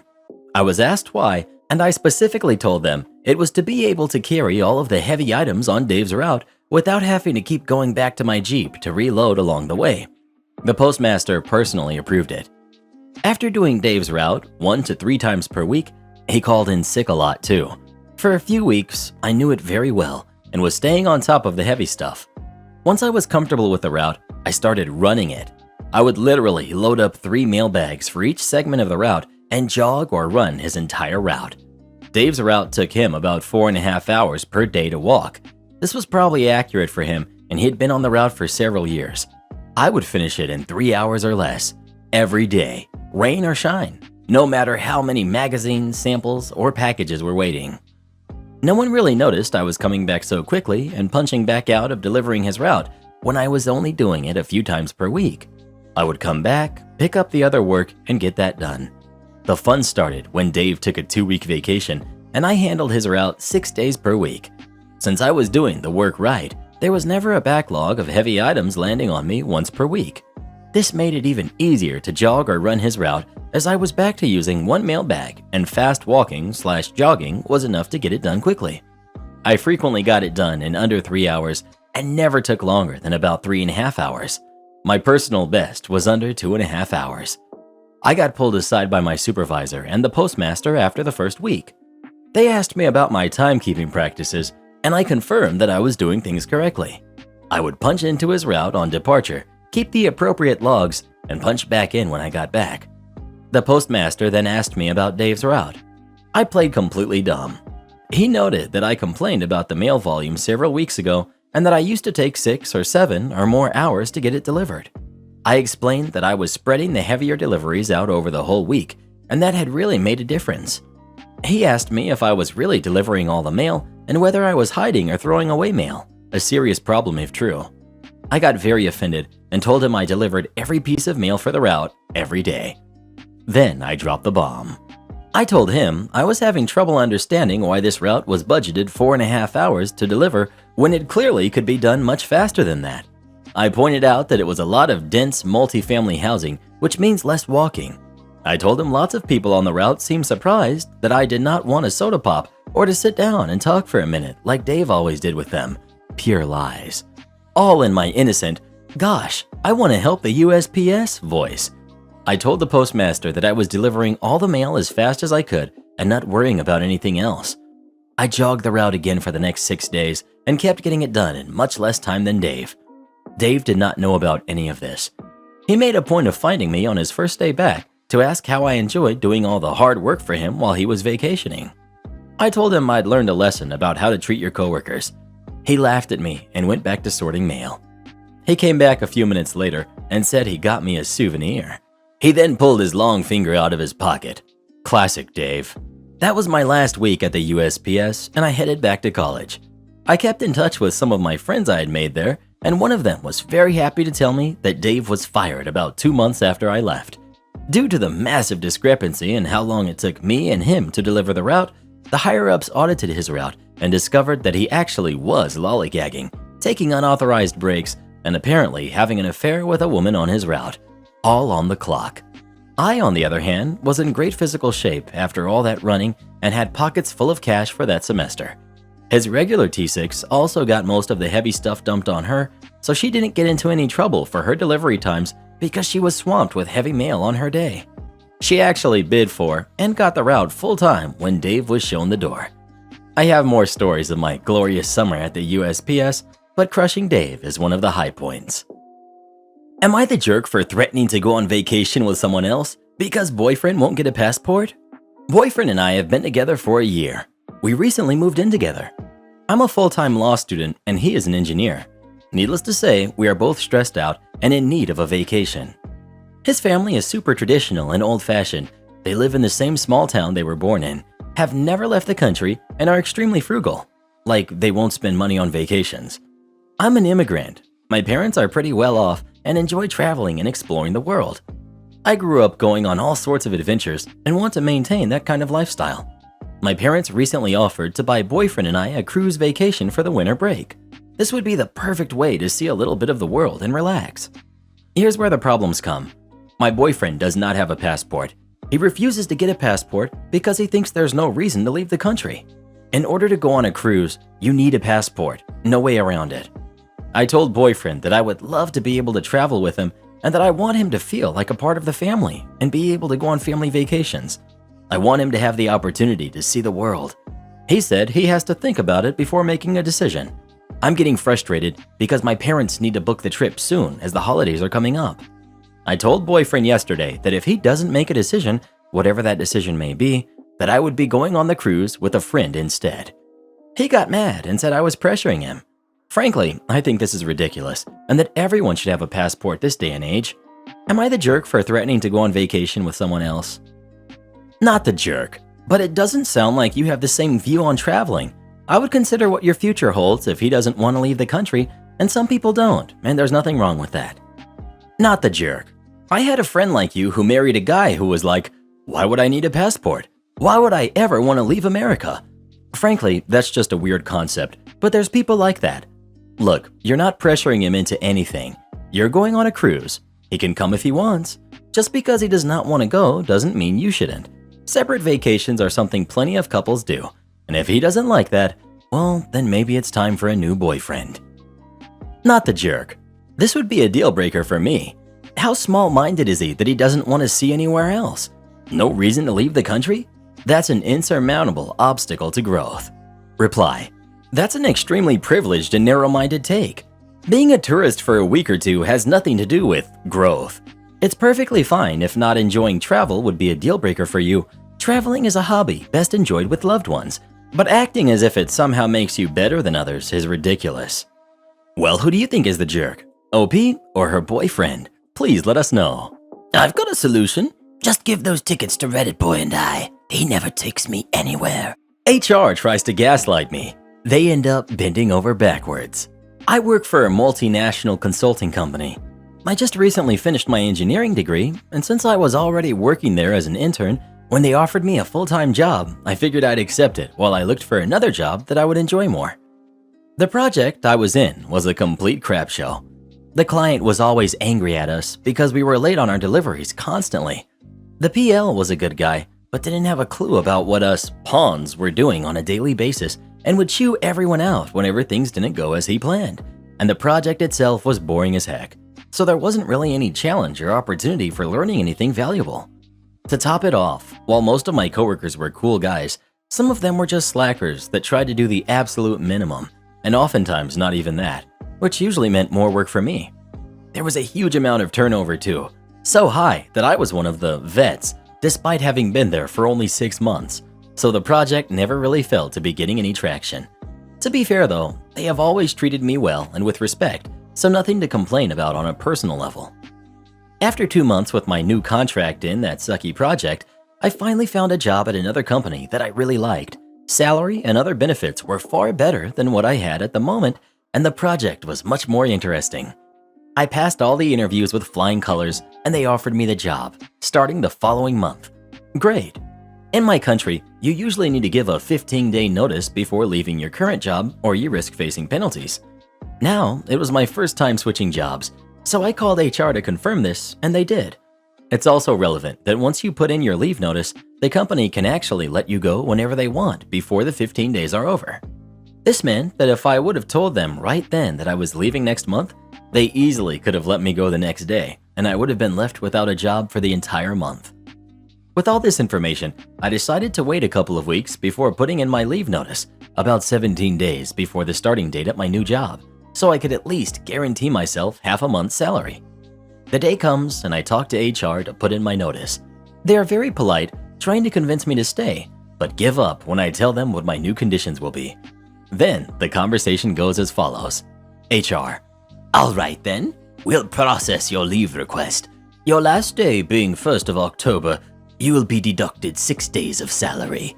Me: wait, what? Why? HR: oh, you need to give us notice 15 Labor Days before leaving. It's company policy. Me: but I literally talked to you a couple of weeks ago, and you never specified that they had to be Labor Days. We always talked about natural days. I doubt that. It's always been Labor Days, not natural days. This exchange goes on for a bit, and I start having the feeling that he's gaslighting me. So I try to think of another solution. Me: I still have 6 vacation days left over. Can't I just take those right after I leave? No, sorry, can't do. Company policy. So here I am, thinking these duplicitous, gaslighting, unhelpful Tobies at HR have got me by the tail. The only thing he does is remind me that company policy is set in stone. Finally, I tell them that I would look into my options and call back. I start going through my contract to see if I could do anything about this, and I gotta say, I struck gold. The contract I signed was a regular, indefinite time contract. However, the first 3 months of it were probationary, which meant that the company could terminate it at any time without repercussions for any reason. I looked it up on Google and I confirmed my suspicions. The same was true for the employee. It had only been 2 months since I signed, so I could leave whenever I wanted, no notice needed at all. With the biggest grin I could muster, I call HR back. Me. Hey, it's OP. Calling you back about my leave notice. I just read my contract, and since I'm still on probationary period, I take it I can leave whenever I want. No penalties whatsoever. Like, for instance, right now, at 12:39 in the afternoon. Is that correct? Silence for 5 seconds. HR. I guess we can probably arrange it for you to leave right before the 1st of October if you wish. No duh. Edit. 12:39 in the afternoon, not morning. Reply. I did something similar. In my country, there has to be a 30-day notice that you must work unless the company excuses you from that. If you don't, they have the right to deduct a month's salary from whatever they owe you, vacations, bonuses, whatever. It's customary for workers and the company to get to an agreement, like work for 2 weeks and we'll excuse you. My company had a policy of never excusing anyone from that notice. I worked in IT, holding a lot of knowledge in my head and a lot of code in my machine. I went to HR with 2 written notices. The conversation went like this. So, as I've spoken with the manager, I'm quitting. I wanted to work for 2 more weeks to put my affairs in order and then move on. Would that be okay? As I say that, I extend one of my notices, but don't let go of it. It's our policy to never excuse anyone from the full 30-day notice. You'll be docked pay. I retract my notice and push forward the other one. Okay, I'm quitting immediately. My computer is at my desk with a custom Linux install that the admins can't open, encrypted, as is company policy. I'll be by tomorrow to sign the papers. They called me desperately later that week to beg me to come to work for 2 more weeks and they'd excuse me from the notice. I carried a thing. That means I work at this sporting goods store. I like to pick up heavy things and put them down again. This occasionally needs supplies. I occasionally do things outside, like farmer's carry or stone carry, things like that. This means I have to drag a bunch of weight plates up the stairs from my basement, through the house, out to wherever I'm going to do what I'm doing, and then put them back again. The wife lost her patience with this and told my cheap self to go buy a set of plates to keep in the garage for this purpose. I haven't been able to find any place near me that supplies them locally, so I'm forced to go to the big box sporting goods or online river retail. Since it's a nice day and I don't want to wait for online river retail, off I go to big box sporting goods. I decide on a set of grip plates, pick them up, and head to the register. I ask the young lady if I can leave them there while I go get another pair. The cashier, who probably weighs about as much as the 2 plates I was carrying, asks me to put them on the unused counter to one side of her so she can keep ringing up other customers and come back to her when I was ready. I get back to the heavy things section, grab 2 more plates, and head back to the register. I get there and realize that I should probably restock on tape, chalk, and other things for the outside section so I don't have to run back and forth. Because if I get gym chalk all over the living room carrying that outside, I will certainly encounter La Chancla, ominous music. I beg the cashier's indulgence for just a little longer, leaving 4 plates on an empty register and head back. As I pass the golf shirts, a wild Karen appears. She steps out from between 2 racks directly in front of me, raises both of her hands to snap in my face, and goes directly to the screaming. Now, as you've probably guessed, I'm a good-sized guy. I managed to stop without bowling this woman over, which may have been the most remarkable part of this interaction. Karen. Excuse me. Me. What the heck? I need help. Stomping her foot. Now. Me. I don't work here. Customer service is over there, as I point to the front area. Don't give me that BS. I saw you grabbing things for that girl at the counter.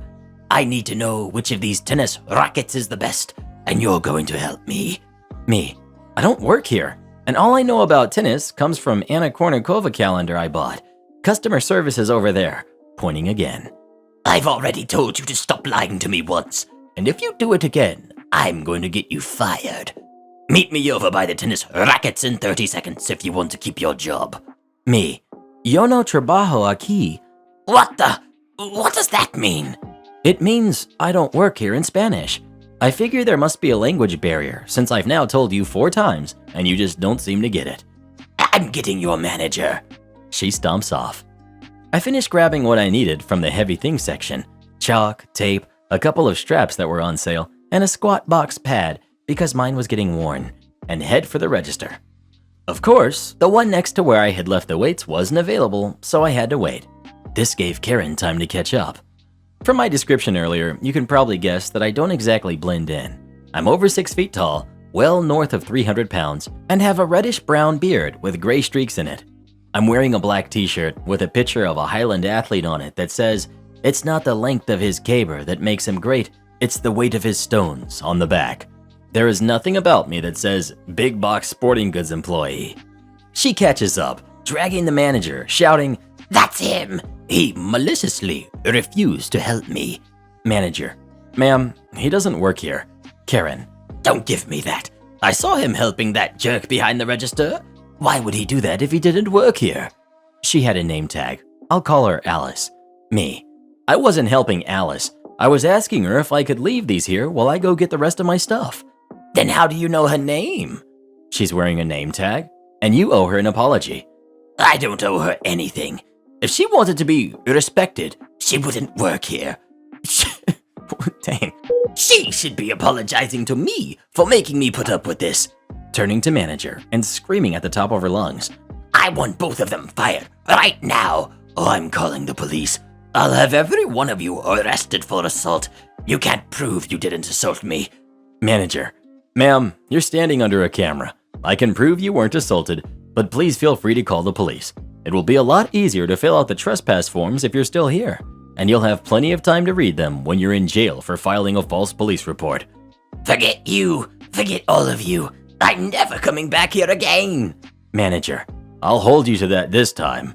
He turns to me and apologizes and gave me a coupon I didn't know about for the weights, and I went on my way.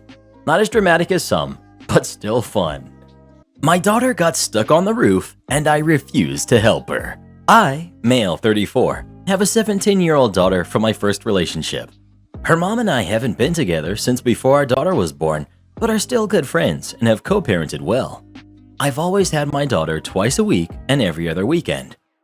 My daughter's bedroom window is connected onto our roof, which is flat, so her and her friends have occasionally went out there with blankets and food and sat and chatted. It's not particularly high up, so it isn't hugely unsafe, but I always urge her not to do it by herself. The window is about 2 feet above the roof, so it's hard getting back in if you're short or by yourself. On Saturday, I was out when I got a call from my daughter telling me she had got stuck on the roof, and I needed to come home immediately to come and help her. I told her that I'd be home soon, but she had gotten out there herself when I've told her a million times not to, so she can figure out how to get herself back in. I got back around 2 hours later, and my daughter had called her mom, who was absolutely furious. We live in Saskatchewan, so it was cold, but our daughter was fine, and I told her mom that if our daughter had listened to me about not going out there, it wouldn't even have happened. Our daughter is fine, and I wasn't gone that long, but her mom and even my girlfriend are saying that I put my need to prove a point above my daughter's well-being. Am I the jerk? Edit. The window is probably closer to around 4 feet from the roof.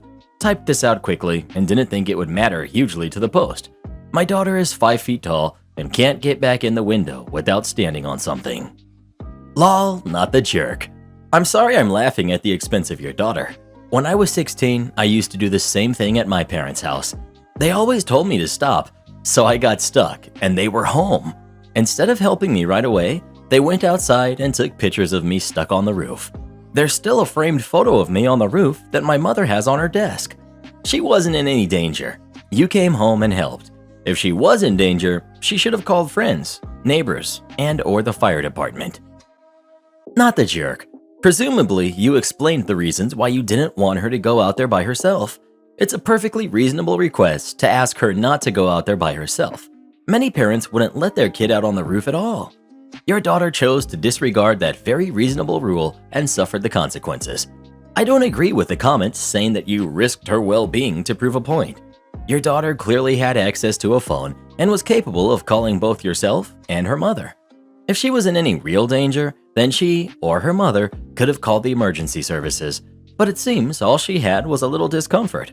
That will make for a good lesson to be more careful in the future. You're the jerk. Yeah, what she did was stupid, but leaving her out there for 2 hours in below freezing and windy weather while you were grocery shopping is way too extreme a punishment. People saying not the jerk, and this teaches her consequences for her actions, she already got that when she got stuck in the cold. The OP doesn't need to and shouldn't pile on more just to rub it in. If you rushed home and helped her out, she would have still had an unpleasant enough experience that it would have taught her a lesson. But by leaving her for 2 hours, you made her experience far worse than it needed to be, greatly escalating the punishment for her mistake far more than was warranted. Here's the thing. Think about how your daughter will look at this. Do you think she'll look at this and think about how dumb it was for her to get herself into that mess? Or do you think she'll look at this and think about how much of a jerk you were for leaving her up there? By over-punishing her, you've taken her mind off of her own actions and instead put them onto you. Parents aren't supposed to punish their kids. They're meant to teach them. And in this case, you were a crappy teacher. Well, what do you think? Is OP the jerk for leaving her up there for 2 hours or not? Please let us know. Am I the jerk for not getting McDonald's for my friend's kid? Yesterday, my friend Ryan had to work. I was off work, so he asked if I'd mind watching his kids for the day since they have this week off school. Now, for the most part, his kids, Andy, who's 10, and Mary, who's 7, are good kids, and I've hung out with them all before. So I said sure. I was told by Ryan that Andy will only eat chicken tenders, mac and cheese, hot dogs, and peanut butter and jelly. This is gonna be good. We watched some movies, played Wii, and I took them out to eat for lunch. Then Andy, who's 10, kept telling me, "We need to go to McDonald's to get my tenders." I said that the restaurant we were going to had really good chicken tenders. They do. Besides, I didn't want to be one of those people that brings outside food to a restaurant. Well, we get to the restaurant, and Andy keeps saying that he doesn't want to eat there. He wants McDonald's. Long story short, Mary had a burger and ate it all. I ordered Andy some tenders, and he refused to try them. So I took the leftovers with us to give to Ryan. When Ryan picked them up later, Andy told him that he was hungry and hadn't eaten since before lunch. We had some snacks. Ryan asked me why I didn't feed them lunch. I said I took them out to eat, and Mary said, "Yup, I had a burger." Andy told him that he didn't like the tenders at that restaurant, so didn't eat them, and I wouldn't get him McDonald's, so he didn't eat lunch. Ryan said he told me Andy is a picky eater, and I should have just gotten McDonald's for him instead of forcing him to starve. I shouldn't be trying to force his kid to eat stuff. On one hand, I see Ryan's point, but at the same time, he can't honestly expect people to drive all over getting different food or have to eat McDonald's whenever they watch his kids. Am I the jerk? ETA, since multiple people have said I should have made him a PB&J. I couldn't make him a PB&J. Well, I technically could, but earlier in the day I offered to make him PB&J for a snack, but he only likes grape jelly, and I had strawberry. I don't have mac and cheese because I'm lactose intolerant. Not the jerk. If your friend required you to feed his kids specifically only McDonald's, then he should have supplied you with McDonald's money for it. He told you what his kid liked. You were nice enough to take them out to eat somewhere that accommodated those likes, rather than making some cheap crap at home that he liked, which was nice of you. Your friend's attitude is why his son behaves that way. Not the jerk. My brother was exactly that picky of an eater when we were kids. There were only certain things he would eat, and trying to make him eat anything else was basically declaring war, as one of my aunts found out the hard way, and it was a war she ultimately lost. The thing is, though, our mom refused to cave when he tried to demand food from somewhere else.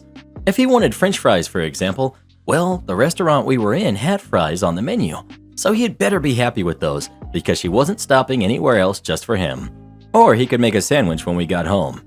Ryan isn't doing his son any favors by letting him act this way when someone treats him to a meal. You're the jerk. It really sounds like this kid may have some sort of disability. All 8 of my babies have struggled with disabilities, and one thing I've learned over the years is that when your child literally needs a certain specific food, you as a parent need to get it for them as they depend on you. There were times where I was literally attacked for not having the right chicken nuggets for my babies. But eventually I learned that it wasn't their fault. They weren't able to control themselves. It is true that 4 of them have been taken from me, But I still have my other 4, and when they need certain specific foods, Mama does whatever she needs to do to get it for them. I'm not ashamed of the things I've had to do to put Wendy's on the table. You try being a single mom with 8 kids and deadbeat fathers who refuse to support you because they think you're crazy and the courts won't do anything. Please don't take to heart everyone here acting like they know it all about parenting. Most of them probably don't even have kids themselves. I know I'm a good mom, and I always give it my all. I will get my babies back. Mark my words. Sure you will, baby mama. Sure you will. Well, who do you think is the jerk? OP or that chicken nuggets kid? Please let us know. How much you want to bet when that boy didn't get those nuggies, he went... That was a nice one. Am I the jerk for calling my mom to come pick me up early at a party? A few weeks ago, I, 17 female, along with my friend, Martiza, 17 female, went to a Halloween party. We both got the jab, so we were all good there. On the way there, Martiza informed me that she had changed her mind about leaving the party at our agreed time and was more than likely going to spend the night and just skip class the next day. She told me this as we were in her car. I was going to be the designated driver on the way back. I would have been fine with this if she hadn't waited to tell me the unilateral change of plans 5 minutes before we pulled up to the house, so I was already a little peeved when we went into the party. I knew I was either going to have to pay $121 Halloween rates to get home or call my mom and have her come pick me up. I chose my mom. 1, because I knew she would be upset if I paid over $100 for a 45-minute car ride, and 2, my parents have always made it very clear to me that I can call them whenever I need them and they won't hold it against me. Anyways, we got to the party around 8:30, but around 9, a lot more people started coming in. Some I recognized because I do dual enrollment at my community college. Unfortunately, one of the people that came in was someone I had French with. I tried avoiding him, but he saw me anyway and proceeded to follow me around the party. Martiza had disappeared off the face of the planet like 2 minutes after we stepped foot into the door, so I was all alone. Mark is 24. I have no interest in him. He's 24, which is pretty gross and old in my opinion. I don't want to date someone 7 years older than me. I'm also only into other girls. So yeah, I've told him this multiple times, but he doesn't care. I get away from Mark, and around 9:30 I call my mom and ask her to come pick me up. I explain to her what's going on. I leave out Mark on purpose. I text Martiza and tell her that I'm leaving. She doesn't respond, so I go looking for her. I spend like 40 minutes looking because I started on the top floor. But she was in the kitchen doing shots and says whatever when I tell her I'm heading out. I go wait outside and Mark manages to find me while I'm waiting. I keep trying to walk away from him, but he continues to follow me. I see my mom's car pulling up at this point. She must have recognized my costume because she got from the end of the driveway, out the car, and pulled Mark by his collar away from me in like 2 seconds. Lo and behold, Martiza's mom is also there because Martiza had told her she was spending the night at my house. I did not know she lied. Her mom goes inside and starts yelling her name looking for her. Martiza comes out with her mom looking mortified. I'm already in the car with my mom. They leave in Martiza's car. So now Martiza is punished and had her phone and car taken away. She can only talk to people in school. She's mad at me and blames me for snitching. She's also upset that I didn't get punished and still have my privileges. When she talks to me, she's really passive-aggressive. She ignores me a lot too. So, am I the jerk? Not the jerk. You 100% did the right thing. I've been in your shoes before with a creep harassing me. It's not your fault that your friend lied to her mom and changed plans at the very last second. If this friend is really that upset for her getting caught in a lie in a situation where you were uncomfortable and felt unsafe, that's on her at the end of the day. Your safety takes priority over whether or not she's happy with you. I'm honestly relieved to hear that your mom came in like a tiger and ripped him away from you. Your mom sounds like an amazing person. Not the jerk, and kudos to you for putting your safety first, and I would reconsider this friendship. Also, considering talking to someone about Mark. If he follows you on or off campus even once after this, then don't consider. Flat out tell someone promptly without second thought. He sounds like a problem that needs to be dealt with. OP. Yeah, I think I'm going to reconsider it. She lies to her mom pretty often and then drags other people into it a lot. I don't lie to my parents because we have a pretty open relationship, and I've told her I don't feel comfortable being an alibi to her mom, which is why she didn't tell me, I'm sure. And I have. I had gone to college counselors to talk to them about it, but they were kind of dismissive and told me that if it's only a few words, they can't do much about it. I did tell my mom while we were in the car, and she went to my school and the college the next day and got on them for it. I got told he was suspended the rest of the semester.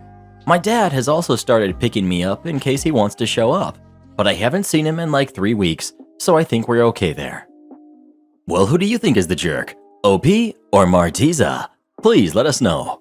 Martiza sounds like a trash friend, to be honest. I'd cut all contact with her if I was you.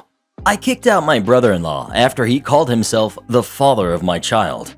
I know the title is a bit off, but let me explain. Me, 30 female, and my wife, 29 female, welcomed our son into this world a year ago. Both of our families are very accepting of us, but my wife's family has this weird obsession with passing on the family genes, which made adopting out of the question very early on. Me and my wife have always wanted to start a family, but things got difficult when my wife found out she was infertile. We knew her family would be understanding, but I'm terrified of pregnancy. From what I've been told, I'm almost physically identical to my biological mom, who passed during childbirth, so that has led me to believe I wouldn't hold a pregnancy very well. After a few months of brainstorming and letdown, mother-in-law suggested that we do IVF, using my eggs and my brother-in-law be the donor, and let my wife carry the baby. I was skeptical at first, but gave in because the plan hit all marks. Her family gets their genes passed on, my wife and I get to start a family, and I don't have to carry the baby. We went through extensive counseling and therapy to make sure everyone was on the same page and could handle it. The procedure was a bit expensive, but my wife's grandma happily covered the cost since our baby would be the first of the new generation in their family. Everything went great. My wife loved being pregnant, aside from the morning sickness, and we were more than overjoyed to welcome our baby boy in the winter. The problem arose last week. We were preparing for my son's first birthday when brother-in-law made a comment about how he should get a say in the planning as the child's father. I was shocked. I cringed and told him that he wasn't. He was just the donor. He looked me straight in the eye and said, "Yeah, so he's our child." I looked at my wife, whose mouth was wide open, and mother-in-law wasn't making eye contact. Before he could say anything else, I demanded that he get out of my house and that he'd be able to come to the party when he apologized. He got angry, but left when my wife started to cry. My wife has always struggled with self-esteem, and her infertility really took a toll on her. For months, I had to constantly reassure her that she is an amazing mother and that she wasn't wrong for her lifestyle. Sister-in-law called me later that day and called me names. I argued that brother-in-law had no right saying any of that, but sister-in-law just kept yelling. Me and my wife have cut all contact with her family. It's turned into something bigger than it needs to be, but I refuse to let someone call my family incomplete again. Call me dramatic, but I grew up with family in and out and never knowing who is real family, and I refuse to let that same thing happen to my son. Brother-in-law signed away his rights and verbally agreed multiple times that he's just an uncle. He's never had a problem until now, and it's kind of out of the blue. If he was starting to feel more of a connection to my son, then I'd understand if he calmly spoke to my wife and I instead of staking claim. I've reached out to brother-in-law a few times looking for a reason, but he has just thrown insults to my wife and I. My wife is devastated after losing contact, but neither of us want to forgive brother-in-law until he apologizes. So, am I the jerk? Edit. We don't know where mother-in-law stands. She's expressed that brother-in-law was out of line, but has also said that he is technically the father. Mother-in-law steps out once she senses any conflict. That's why she wasn't making any contact. Many people are going after my mother-in-law, but she's been essentially on my wife and I's side. It's my father-in-law that wanted the genes to be passed on. Edit. Also, sister-in-law is my wife's sister, not brother-in-law's wife. Brother-in-law's wife isn't in close contact with us, so I'm not sure she even knows what's going on. Not the jerk. Wow, just wow. I'm inclined to believe that mother-in-law has already had at least one conversation about this with your brother-in-law because she stayed silent. Now sister-in-law is going to drag you too? I cannot stress this enough. I hope you have your ducks in a row from a legal perspective because this sounds like a huge dumpster fire. I'm really sorry that you're both facing this situation, however. I hope you find comfort in knowing that you're facing it together. Not the jerk. What an absolutely ridiculous and cruel thing to say. Your child will not have a father, but two wonderful moms, and that's okay. He doesn't get to be involved as a father because he was a donor. That's all he is, a donor. He can be an uncle, but not a dad until he has his own kids. Reply. Depending on the state, she might lose. He's a donor, and he can take action. In another post on here, I remember a guy who happened to be a donor. Eventually, in the end, he wanted to be part of the kid's life. Took them to court, won. He pays support and gets 50% custody. He's rich, got super lawyers. They were poor and got a regular one. We just drove 5 hours to get here. If there is any one thing that has consistently baffled me in my 11 years in hospitality, it has to be people showing up 4, 5, 6, or even 15 hours before check-in and becoming indignant when I tell them I don't have a room ready for them yet. Case in point, I get a phone call at 12:45 from a gentleman who has a reservation for tonight. He wants to see if an early check-in is possible, ideally in the next hour. I ask for his name, pull up his reservation, and see that he has booked a suite with 2 double beds, a room type that we will only have one of tonight. Here I should mention a few things. Our check-in time is 4 p.m. Our checkout time is noon. We were completely sold out last night.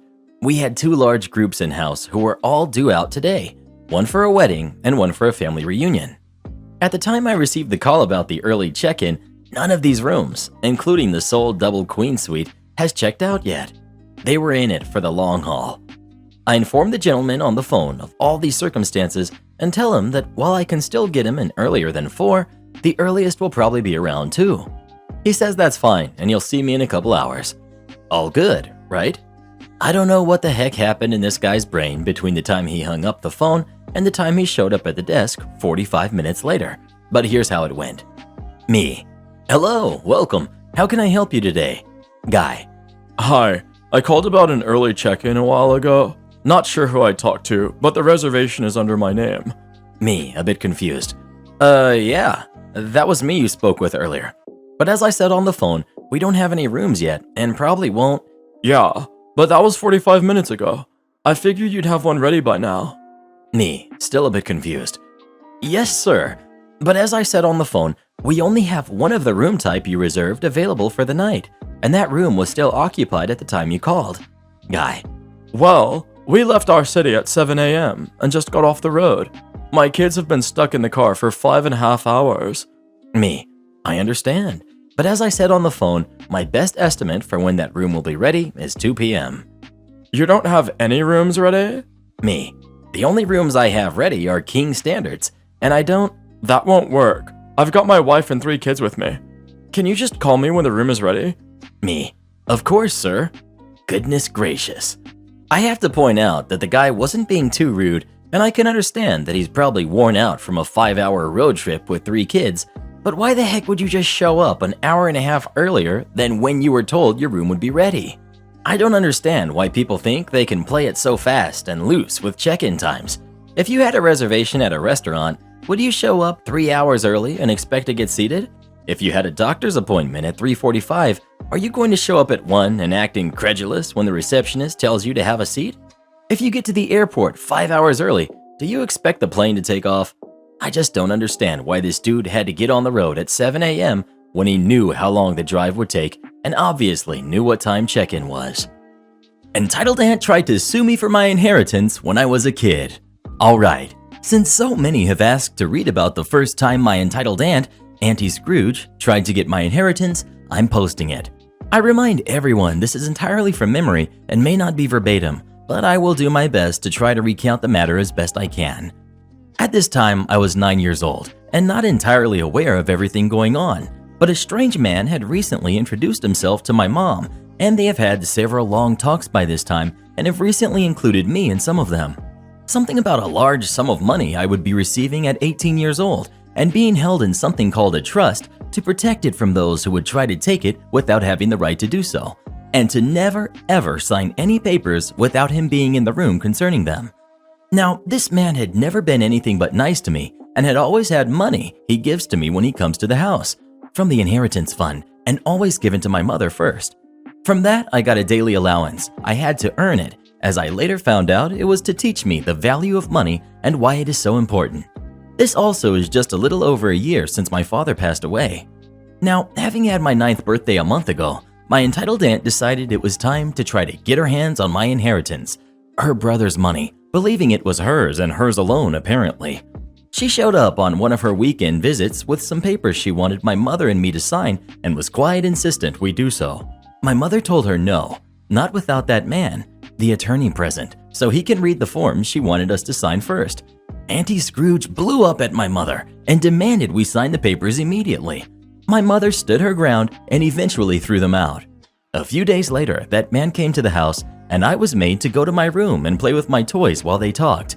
Later, my mom set me down and told me my aunt was trying to take something from us that Daddy had left for me, and there was no way she was going to let that happen and to not sign any papers she might try to get me to sign without her and the man in the room with me, and to let him read the papers first, no matter how much she yells and threatens me with anything. A few days later, my aunt showed up at school with another strange man. Even at that age, I could tell he was a bad man. He even felt wrong. She wanted me to write my name on a line of paper she brought with her. I told her, "Mommy told me not to write my name on anything you want me to, Auntie, without Mommy and that man being there." She said, Honey, Auntie really needs this, so you have to sign it for me. I yelled no and ran to my teacher and told my teacher, who immediately escorted me to the principal's office and called my mother. My aunt came storming into the office, demanding to see me, and was rebuffed and told to wait until my mother got there. A few minutes later, my mom came storming in, full mama bear mode, and let my aunt have it with absolutely no filter and made it clear she was to come nowhere near her son again without having an attorney present. That's when my aunt's entitlement came out in full, and she started yelling that the money was hers by right and she was going to sue us over it and get it one way or another, then stormed out. It was a few days after that we received a letter that set my mother to swearing. Small timeline correction there. It was a few days after that we received the letter that really set my mom off. A little after a month later, my mother made me dress in something nice, and we went to a big building that the man with us called a courthouse. So after a wait, we went into this large room with lots of seats in it and sat at a table in the front. A few minutes later, my aunt came in with another man and sat at another table in the front. In the room with us was the teacher and the principal and a few other people. Then another man came in. We all stood for a moment, and the man called the court to session and sat at the raised seat in front and banged a wooden hammer on his desk. I'll dispense with some of the irrelevant here. There was a lot of yelling from my aunt, resulting in the judge banging his gavel a few times and threatening my aunt with something he called contempt of court to settle her down. That's when the thing that sank my aunt's case was revealed. The man with us, our attorney, stood and said, "The terms of the will are detailed clearly and will be followed to the letter, including the clear instructions that should anyone attempt to dispute the terms of the will, that person or person's claim to any and all parts of the will are to be immediately declared null and void, and they immediately lose any and all claim to the will permanently." My aunt started screaming about that and demanded she be given her money right now. My aunt was literally pulling, kicking, and screaming out of the courtroom, and we didn't hear from her for 2 weeks after that. After that, my mom did manage to get something called a restraining order against my aunt, so we never had to talk to her again. 6 months later, she tried to submit forged documents to get the money, but failed as they were immediately shown to be fake. Another story for another time. The next time I had to talk with her was after my 18th birthday, but I'll post that as another story when I have the time.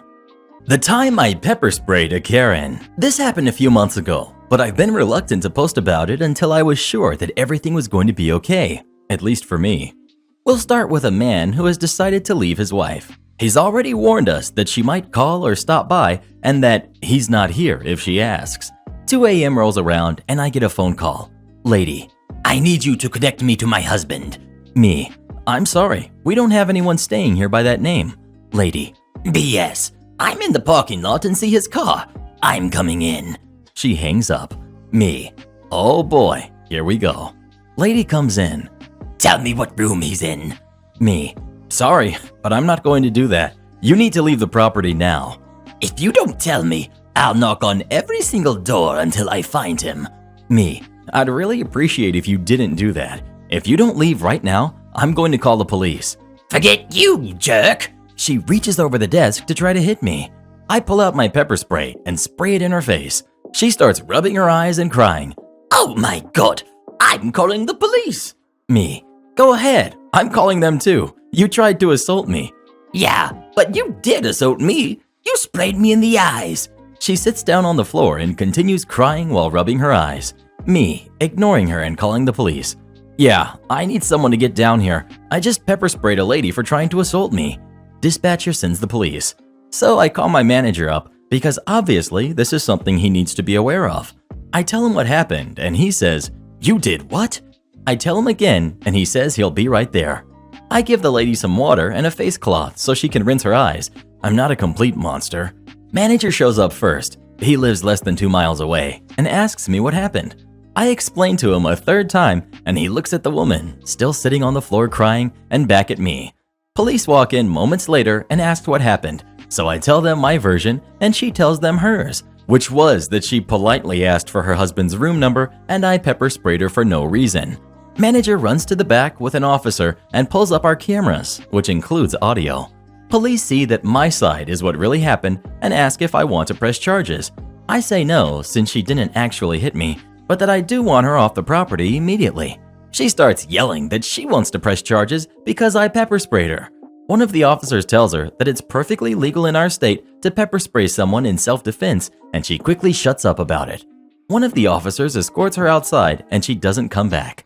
The other officer talks to my manager for a few more minutes, then comes back and tells me that he doesn't think that she'll come back, but if she does, to call them again. My manager shakes his head and says this is the first time he's ever had an employee pepper spray a guest. I remind him that she wasn't a guest, and he starts laughing despite how irritated he had previously been, and tells me that we still need to file an incident report so we have a paper trail in case anything did happen. We haven't heard from her since, so I'm pretty sure it's safe to say she won't be attempting to press charges for it. Karen took my credit card while I was asleep. I, 27, male, have been with my girlfriend, 24, female, for 7 months. We don't live together, and she has sleepovers at my place regularly. 2 days ago, she spent the night at my place, and in the morning, while I was sleeping in, she got up, got dressed, took my credit card, and went grocery shopping with it. I woke up to a massive breakfast made by her as a surprise, and when I asked her how she got the money and time to prepare all that, she told me she took my credit card while I was asleep and headed to the supermarket to get the stuff she needed to make me a surprise breakfast. I was stunned. I asked why she didn't ask before taking my credit card, and she said I was sleeping and she didn't want to bother me. Besides that, she wanted this to be a surprise. I just stared and said, "I don't know. You do realize you technically stole from me when you took my credit card and went shopping with it without my consent, right?" She looked at me in complete shock and confusion and said that she was just trying to do something nice for me, and I just implied that she was a thief. I just shrugged and said it was technically true. She was so upset, she got up and stormed out of the kitchen crying. She collected her stuff and left after she said she spent time and effort to prepare me breakfast, and I was out of line to say she stole from me just because she forgot her wallet at home. She kept hanging up when I tried calling her and later sent me money for the stuff she bought, although she didn't take anything with her. My sister came over, and when I told her, she called me an ungrateful jerk with no manners to react this way after this display of affection by my girlfriend. She suggested I get over myself and apologize as soon as possible, but I decided to take my time. Am I the jerk? Not the jerk. Am I crazy being the only one, at least so far, who thinks this? You don't take someone's credit card. That is a huge violation. Yes, cooking breakfast is very nice. However, buying something for someone with their own money without asking is not. Buying someone a birthday gift with their own money is not cool. Why would this be? Especially with the additional fact, someone who OP has been dating for mere months thought it was okay to take his credit card. I'm going with everyone sucks here. Your girlfriend was really out of line for taking your credit card, no hyphens needed, and buying stuff without asking first. How does she not have any money to buy breakfast food? Is she still a student? Your response was over the top. It sounds like the response of someone who enjoys arguing with people on the internet for no reason. It was also deeply unkind. You could have figured out a better way to ask your girlfriend not to take your credit card and spend money without asking first, rather than by telling her that she is technically stealing from you. You're the jerk. I would give anything to have a girlfriend who would do something like that for me. Not only did she sleep over, but the next day she gets up early and goes to buy groceries to make you breakfast. I will never understand why girls choose jerks like you instead of the nice guys like me. Oh yeah, it's because I'm not 6'4" and don't have a six-pack. I also don't have tattoos and I treat them with respect. In return, I am despised by them. It honestly serves her right to be with an ungrateful jerk like you. R/nice guys for the win. Well, who do you think is the jerk? OP or his girlfriend? Please let us know. You shouldn't take someone's credit card without asking first, but it was nice to make him breakfast. Am I the jerk for telling my wife I get to invite whoever I want, whenever I want to my house? My wife is a stay-at-home mom while I work full-time. We have 2 kids that I help do 50% of their care while she handles cooking and cleaning and the other 50% of childcare as well. I'm sociable by nature and am fast at making friends, whether at work or outside of it. The problem my wife has is that I invite friends and coworkers, guests, over every few days to my house for dinner or lunch. Restaurants aren't an option now due to budget. My wife said she has to cook for my guests, though I never tell her to cook this or cook that, nor ever complain about her choice of meals because it depends. The guests eat whatever she feels like cooking, yet she complains that she has to cook for extra people, which takes effort and time, and also since I sit with the guests, then she has to serve them by bringing coffee and preparing the table, etc., since I told her I don't do these chores. But I thought that since this is her area of responsibilities, then where's the problem? I invited a few guests for Thanksgiving, 6 people, and when she found out, she lost it, saying I should have consulted her first. I said there was no need, because they'd just eat whatever she cooks, no problem. But she said she wasn't going to agree to cook large portions and for 6 extra people. Aside from serving them and handling, hosting that is just too much for her. I told her she was making a big deal out of it and should just stop freaking out over a few extra plates and glasses and whatnot. She said she didn't agree, but then I eventually had the guests over, and after they left, she started yelling at me, saying she was not mine and my guest server, and that I should stop having them over. That is when I told her very sternly that it's my house and I get to invite whoever I want whenever I please, and called her unreasonable to react like that instead of being welcoming to the people who wanted to spend time with us, unlike her family who cut us off completely. But she shouted that she was done with being on my beck and call and having to be forced to take care of my guests in terms of serving and cooking, just because it's her part of the chores, and told me if I want to continue to have guests over, then I'll have to step up and cook for them myself, which I thought was quite rude and unfair of her. We went back and forth in this argument, and she then stopped talking to me and started giving me the silent treatment, making me feel like I had committed some sin by having guests over. Info. I just wanted to explain that my wife's main issue isn't about cooking itself, but having to cook extra for the guests, which is understandable. And I tried to compromise by suggesting we set time limits for when my guests visit to avoid having to include them in dinners and whatnot, and also suggested we limit the frequency of those visits. But she stated she will still have an issue with it and gave me the options of either handling the hosting myself or just completely stop having them over or take them out to restaurants. But then restaurants consume money, and she was the one who advised against going to restaurants. Also, the reason I said it's my house, I meant that it's my house too, and not as if it's mine alone or hers alone. My wife has huge part in it, and she definitely gets a say in what goes on and what doesn't, and we don't usually disagree, except for this issue. Bro, you're the jerk, especially if you aren't helping. Edit. OP, please tell me exactly how you are a 50% childcare parent when you have, presumably, a 40-plus hour job and are spending, conservatively, 4 to 8 hours a week entertaining guests. Because the only way the math checks out on that is if you count the hours you and your kids are presumably asleep and count the hours the guests are there, which is extremely disingenuous. Willing to bet the children are sent to their rooms and aren't interacting with the adults. You're doubling or tripling her workload of keeping a regular house while you sit on your butt while expecting her to take up all the slack of meeting the expectations of a proper host.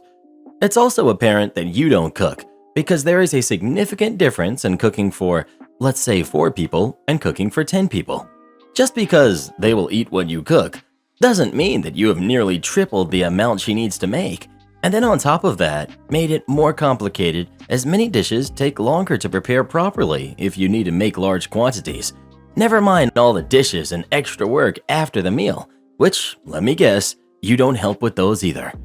Seriously, if you don't understand the complexity of the work she does, you can shut up or do it yourself, because I'm certain if she refused to feed your guests, you'd be the first to decry how poorly she is behaving as a wife and hostess. Edit. Oh wait, she did threaten that, and now you're decrying it's her responsibility. Where do you think the food she is cooking anyway comes from? Do you believe she has the powers of Jesus and is able to feed 10 people from the amount of food that would normally only feed 4? Do you even know how to use the oven and stove? The sin isn't having guests over.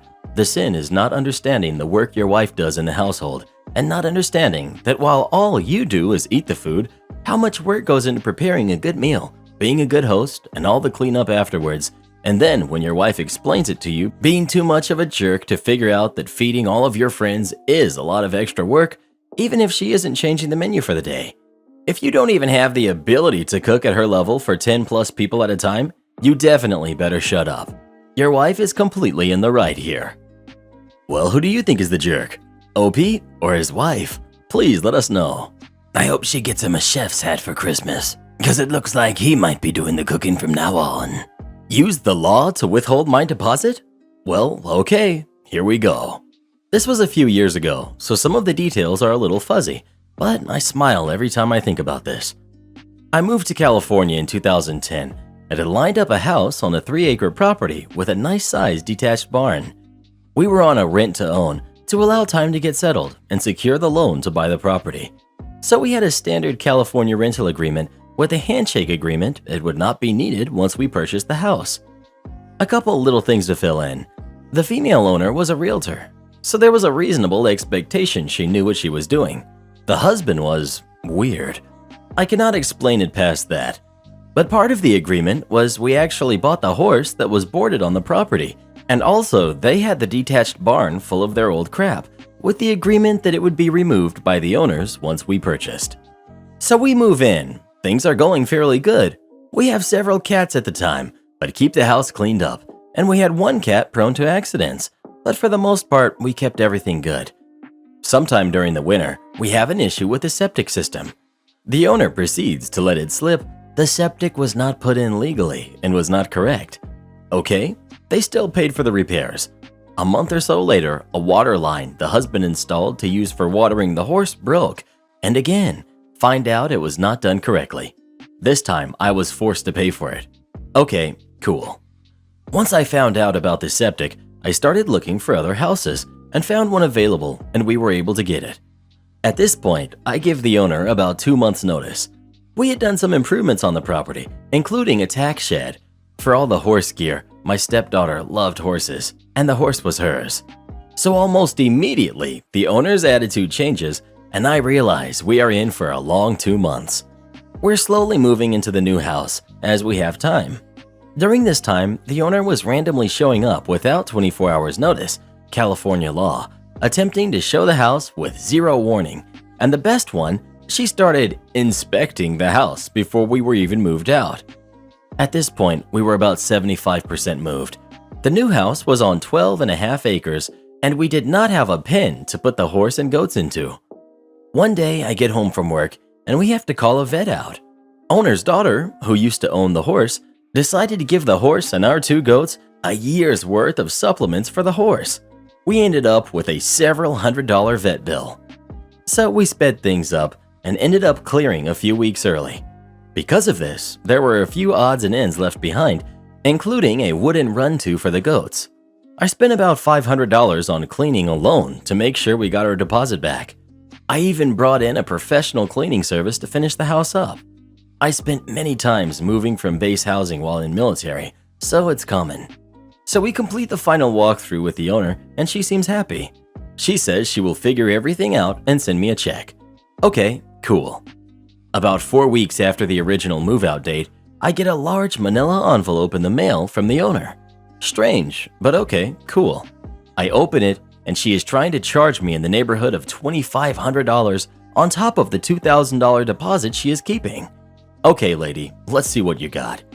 In the envelope is about 10 small mailer envelopes and about 300 pictures of various things on the property and in the house, along with a 6-page letter outlining what I owe her for. So I start reading. Couple hundred for trash removal, including a list of items removed and the receipt for removal, several hundred for paint. During the walkthrough, I offered to paint the rooms we had painted. One was an obnoxious cotton candy pink, and the owner said no, it was fine. There's also a charge for close to $3,000 for brand new carpeting and high-end padding from Lowe's, as well as the receipt, and also an itemized charge for labor. I believe there were a few other items, but I didn't have the paperwork in front of me. Now, my first reaction was pure rage. I was seeing red. I wrote the nastiest letter to her 3 different times and took a step back. She had threatened to take me to court. Cue malicious compliance. I pulled up California rental laws, and at the time, there was a great website that explained what an owner could legally charge you for. So I sat down, and I believe the entire letter I responded to her with was around 15 pages. The highlights. I was not responsible for the painting or labor associated with, as I provided the final inspection that did not note any issues with paint color. I was not responsible for the trash removal, as she listed one item that was ours, the plywood run-to in the field, and the items actually listed were all her personal items removed from the detached barn, and it was not my responsibility. I was not responsible for paying the emergency plumbing repair mentioned earlier, and I provided the bill and the fact it was an emergency, as it was flooding over half the property and making entrance to the property impossible. The best one was the last, the carpets. So in her letter, she mentioned a horrible smell of cat urine, which she proceeds to explain occurred during the illegal inspections. She also had provided documentation on the cost of materials, including all of her purchases. The best part?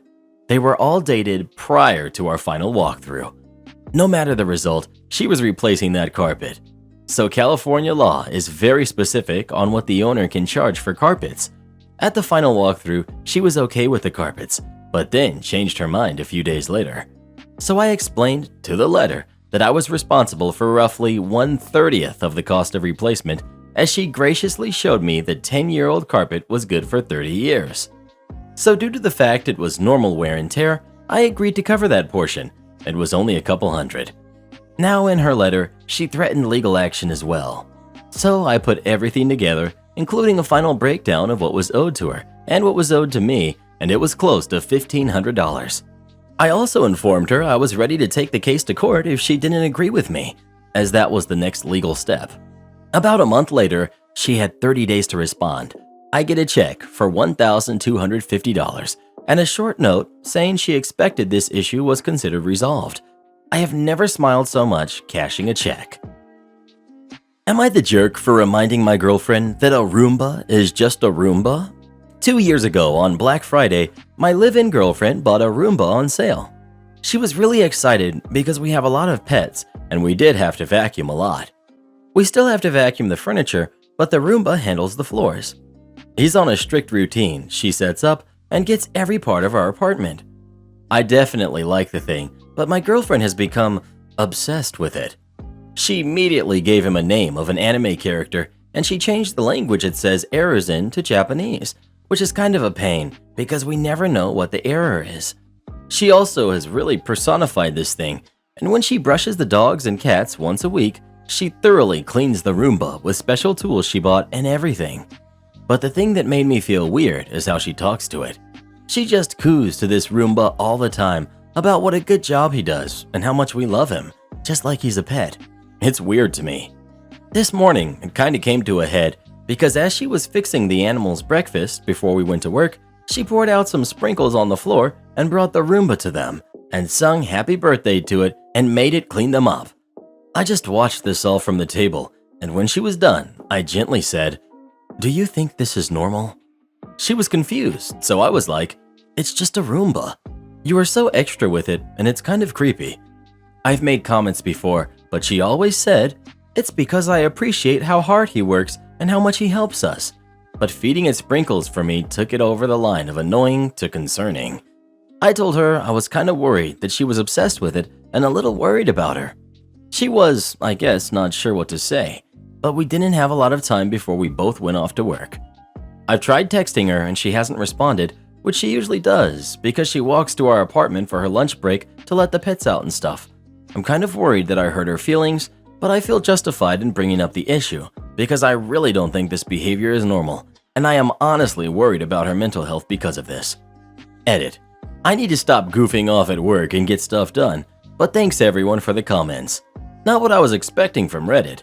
I was expecting the usual, "This is a major red flag, break up now" response.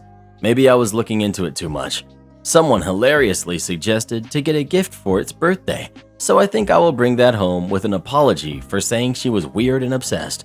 I still think it's weird, but like a lot of you said, it's not hurting me. I think I'll pick up stickers and maybe a birthday hat for it. You're the jerk. Out of all the things that could be wrong with a significant other, personifying a Roomba is very, very far down the list. When I was a kid and the bathroom sink tap used to leak out what looked to me like a tear, I would always gently wipe it away. You're the jerk. She's not doing anything wrong by being kind to a robot. You might want to ask yourself why you're having such a monumentally hard time extending empathy. Only thing that's even a problem here is the error message language thing, because for practical purposes, that's not working. Am I the jerk for discussing veganism and bringing a vegan dish to Thanksgiving dinner? Early in 2020, I, 22 female, decided to go vegan. It was an idea I was toying with for a while, and being home by myself and having the time to figure it out, I decided to try it. I've been vegan for 15 months now, and I love it. For Thanksgiving this year, my parents invited some extended family, and I offered to bring dessert. I made pumpkin pie, and yes, it was vegan. I honestly wasn't expecting to be able to eat much besides the veggies, but my mom surprised me by making the entire dinner, minus the turkey, vegan-friendly. Examples: margarine instead of butter in the mashed potatoes, veggie broth for the stuffing, etc. I was delighted that she went to the effort.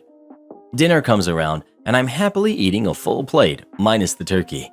One of my uncles noticed and asked why, and I told him I was vegan now. He rolled his eyes and told me it's not a real Thanksgiving dinner without turkey.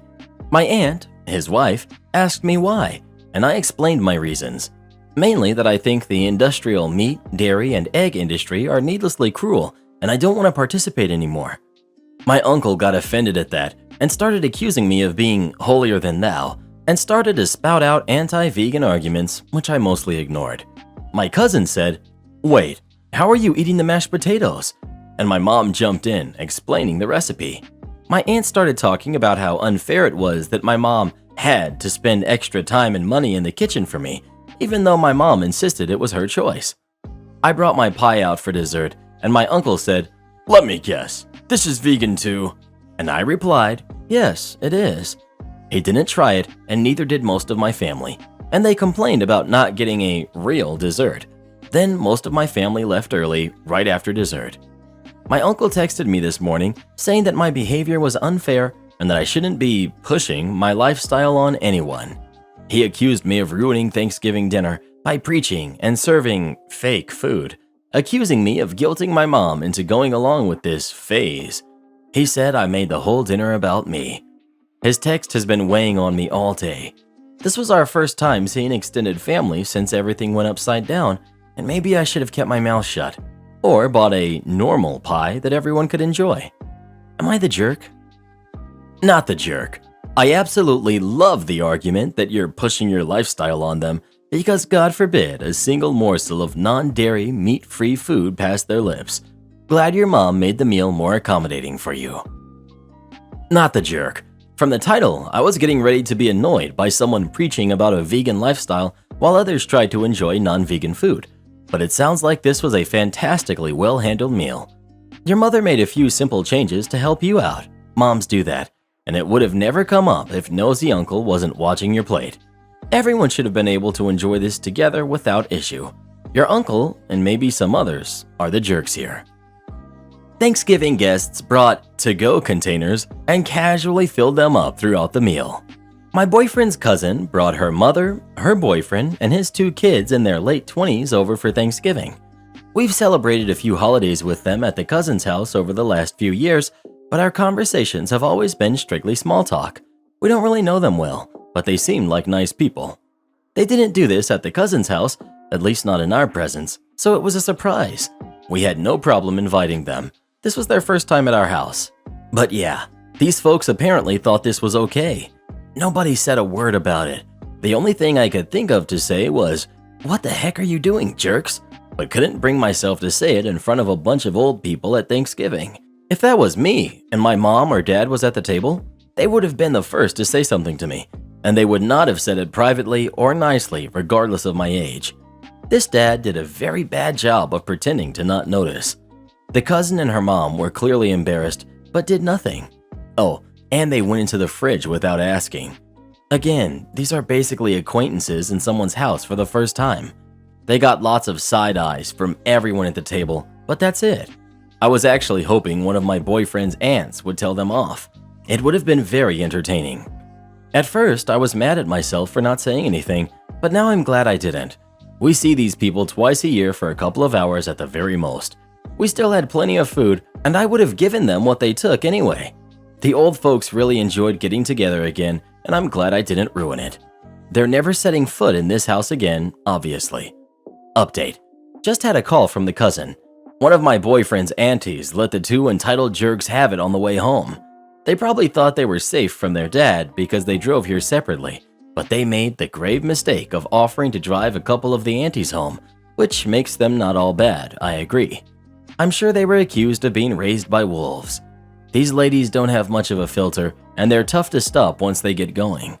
The cousin is a normal person, so of course she apologized and agreed that the dad should have spoken up. I didn't ask why he didn't.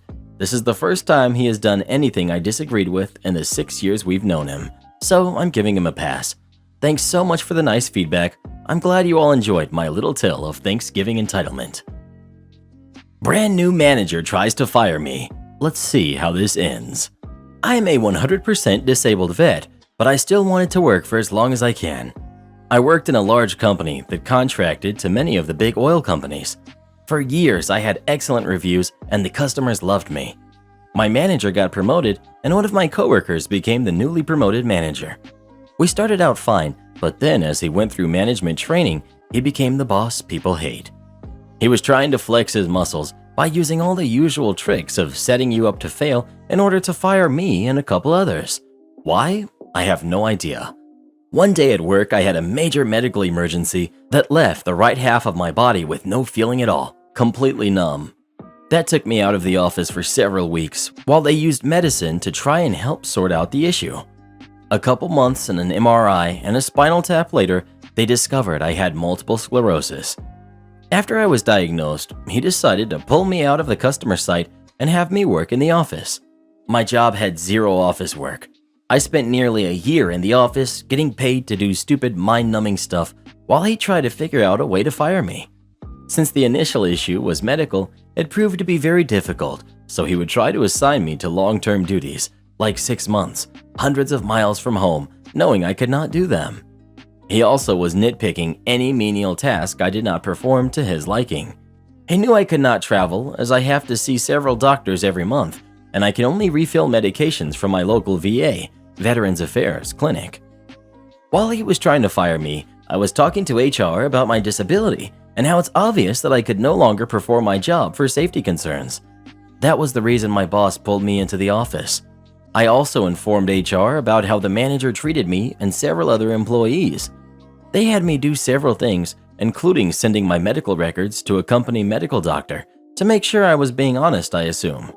In the end, HR decided to put me out on pre-approved early retirement with short and long-term disability. Now I will get paid from the company till I am 67, all before he could get the chance to fire me. Additionally, several other workers quit around the same time as me, and a short time after I left, he was replaced by a different coworker. Reply: yeah, your new boss messed up big time.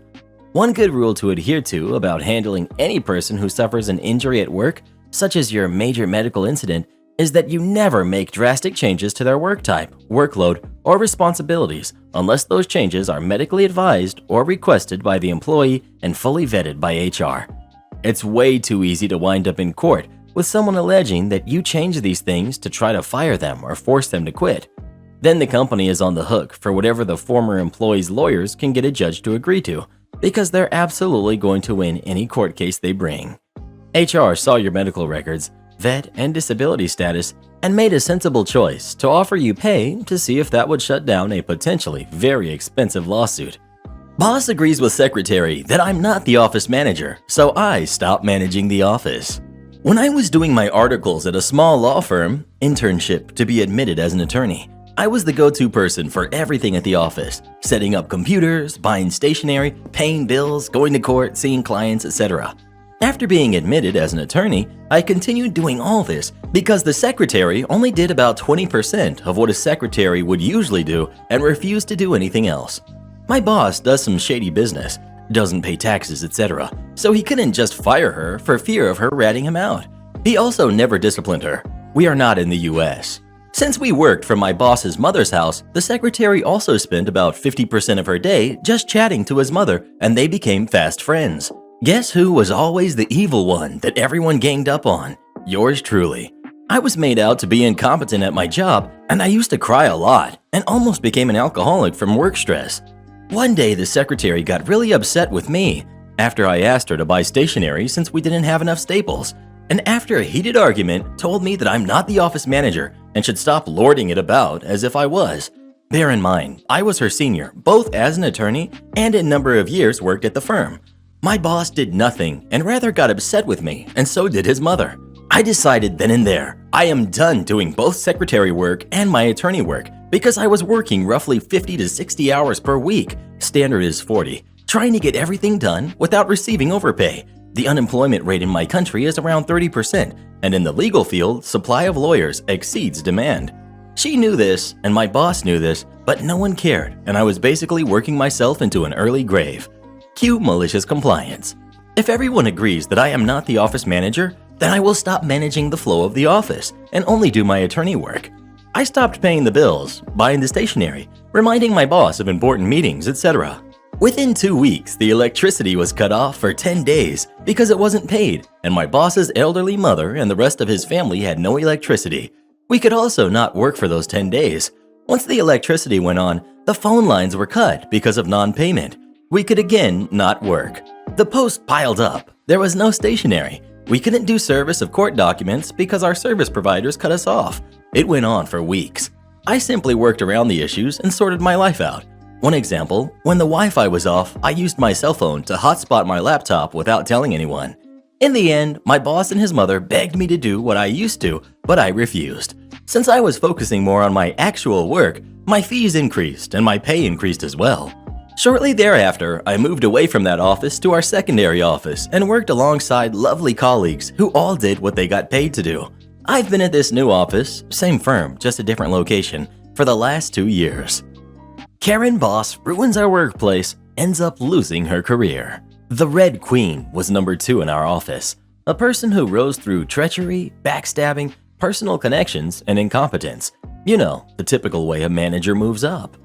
She spent 27 months as a line worker before deposing her supervisor in a coup.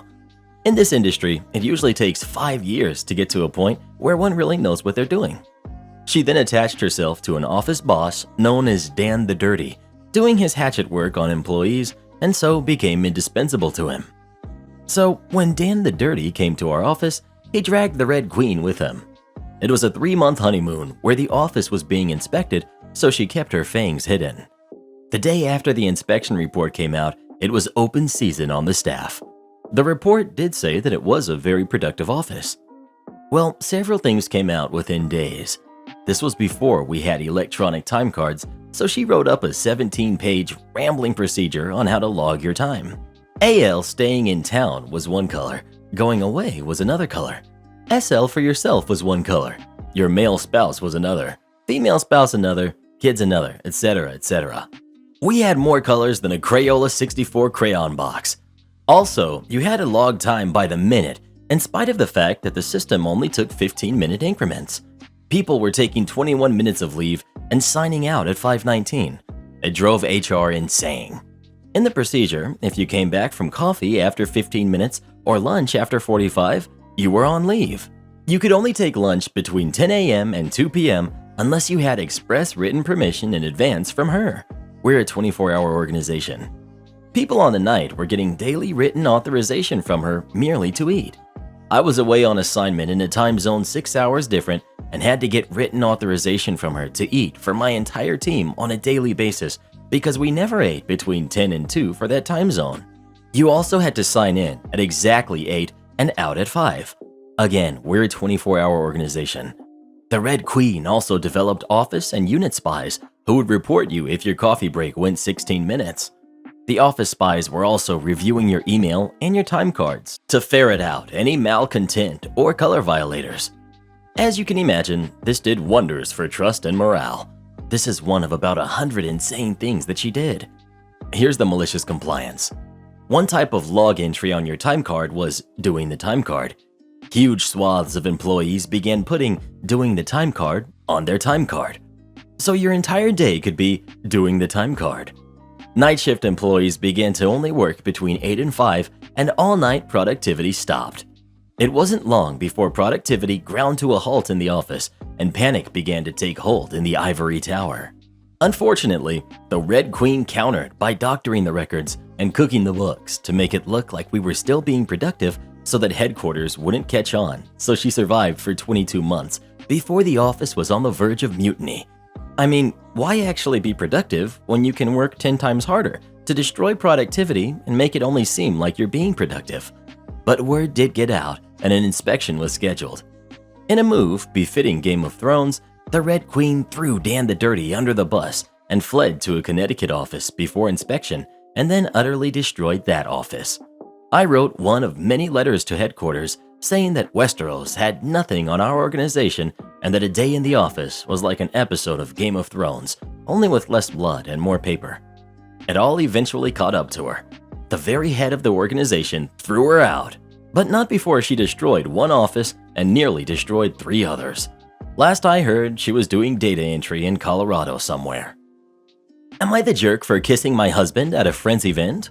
I, female 37, and my husband, male 42, attended my friend Becky's, female 36, annual barbecue last weekend. Becky and I have been close friends since college. I met my husband shortly after graduating, and while him and Becky have never been very close, such as hanging out without me, they have always been friendly towards one another, and we've all hung out together on numerous occasions. Becky recently lost her husband due to a medical issue. This year, Becky texted me the day before her event and told me that she was making this year's occasion a child-free one, and that meant I couldn't bring my 3-year-old, and that she understood if I couldn't make it. I bit my tongue in an effort to be respectful and thanked her for letting me know, and told her I indeed wouldn't be able to make it. She responded by saying she was looking forward to seeing my husband at dinner though. I saw no issue with this and sent her a thumbs up. The next morning was the day of Becky's event, and my mother-in-law luckily agreed to babysit our toddler. We thanked mother-in-law and headed over to Becky's with food, gifts, and no kids in tow. As we walked in, Becky greeted my husband with a hug and an excited, "Hello," and then turned to me with a sort of surprised look on her face. She didn't say much to me and went into her living room with everybody else. I went to put down the food on the counter while she introduced everybody to my husband and referred to him as "dear." My husband told me this later on in the evening. I walked into the room and she gave me no mind since she was deep in a conversation with a friend of hers. Sometime into the party, Becky and my husband were both standing at the patio door and she had her arm around his waist. He spotted and looked at me with a "help me" glare, so I made my way over thinking she had one too many. I gave him a kiss as he separated from her grasp. Becky looked at the both of us and then back at the others at the party with a shocked expression and then ran back into the house crying. She ran into the bedroom and locked the door and screamed at me to leave through the door. I tried asking her what had upset her and why she wanted us to leave numerous times. She refused to answer me and just kept crying. So we left and on the way out received some pretty dirty looks from the other partygoers. Later, I received texts from several mutual friends who scolded me for PDA and how Becky was so upset that I had made her party look tacky and that I was rubbing it in her face that she was a widow. I was so shocked and hurt to hear this and mentioned that every other couple at the event was also being relatively affectionate, and that despite my husband and I not being ones to commit PDA in public, I had given him a side hug and a peck kiss, and that was all. Anyways, I am at a loss at what I should do. I feel like I hurt a close friend, but I'm not sure how and what I can do to fix it. Reddit, help. Am I the jerk? Not the jerk. I mean, it's so obvious she was hitting on your husband. She's probably embarrassed and humiliated. OP should text her a fake apology.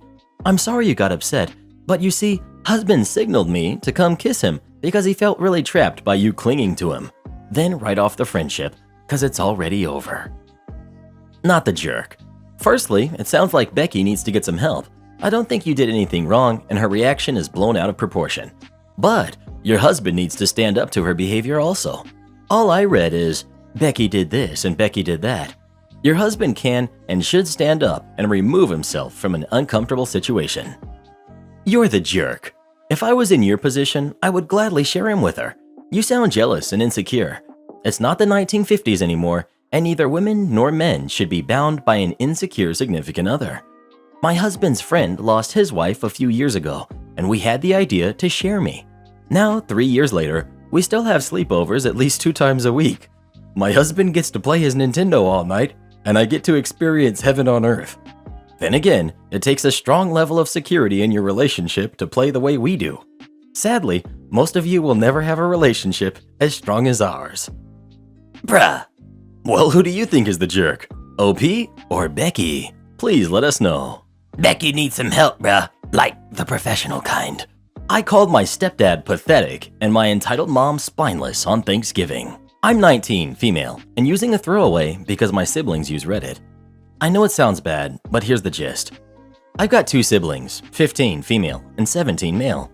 And while I lived in mom and stepdad's household, currently at university, I was tasked with most chores. Washing dishes, doing laundry, cleaning, running errands, you name it, while my siblings had none. Their reasoning? You're older. I protested this many times, telling them my siblings were old enough to also share the chores, but stepdad always shouted me down and called me ungrateful after he put a roof over my head and fed me. That's been a line he's thrown at me endlessly. My siblings have been given anything they want, allowance, gifts, electronics, but if I asked for something, I was told I didn't need it. That's why I started babysitting at 12, so I could buy my own goods. I've worked ever since. They stopped buying me basic goods, like sanitary products, as soon as I started working. I'm at university on a full scholarship because I knew early on I'd be on my own on this front. I worked my butt off to get into my top choice. I love it there. I feel free and in control of my life. The issue came during dinner. Mom, stepdad, grandparents, aunts, uncles, and cousins were there. I was talking to an aunt who'd congratulated me on getting into my university, and stepdad says loudly, OP thinks her fancy college makes her better than everyone else as usual. I can't explain what was different this time, but I snapped. I told him he was pathetic for picking on me all my life, when all I'd done was try to be a good kid. And I told my mom she was spineless for letting him treat me this way, and I left, which felt like the right thing to do at the time. I slept at a friend's and got a train back to university the next day. My mother has since called me distraught, like full-on sobbing, saying I was being overdramatic and that I humiliated them. She says that I'm ungrateful because, look at how well you're doing, that's because of us. And I just don't know. I feel bad she's this hurt. People have it worse. I'm doing well. I have a family to come home to. I just don't know. Am I being dramatic? Am I the jerk? Update. 1. I can't tell you how validating these comments have been. I never talk about my family in real life because deep down, I think I feel ashamed of how my family treats me. So this has been helpful, really. I don't have it in me to tell them what I need to tell them outright, but I do have it in me to go no contact. They don't fund any part of my life, so the only thing they can hold over me is themselves. I'm writing an email now to let them know not to contact me and that I won't be contacting them until I'm ready to communicate. 2. Brother texted, Mom won't stop crying. Hope you're happy. Sister texted, this sucks. So there's that. I love my younger siblings, but I'm going no contact with them as well before I figure out what I want. Thanks for the support. Not the jerk. OP, your mother is spineless. She has allowed for you to be treated as less than for being a stepchild. She allowed for you to go without for the sake of peace. You are not overdramatic and deserve better.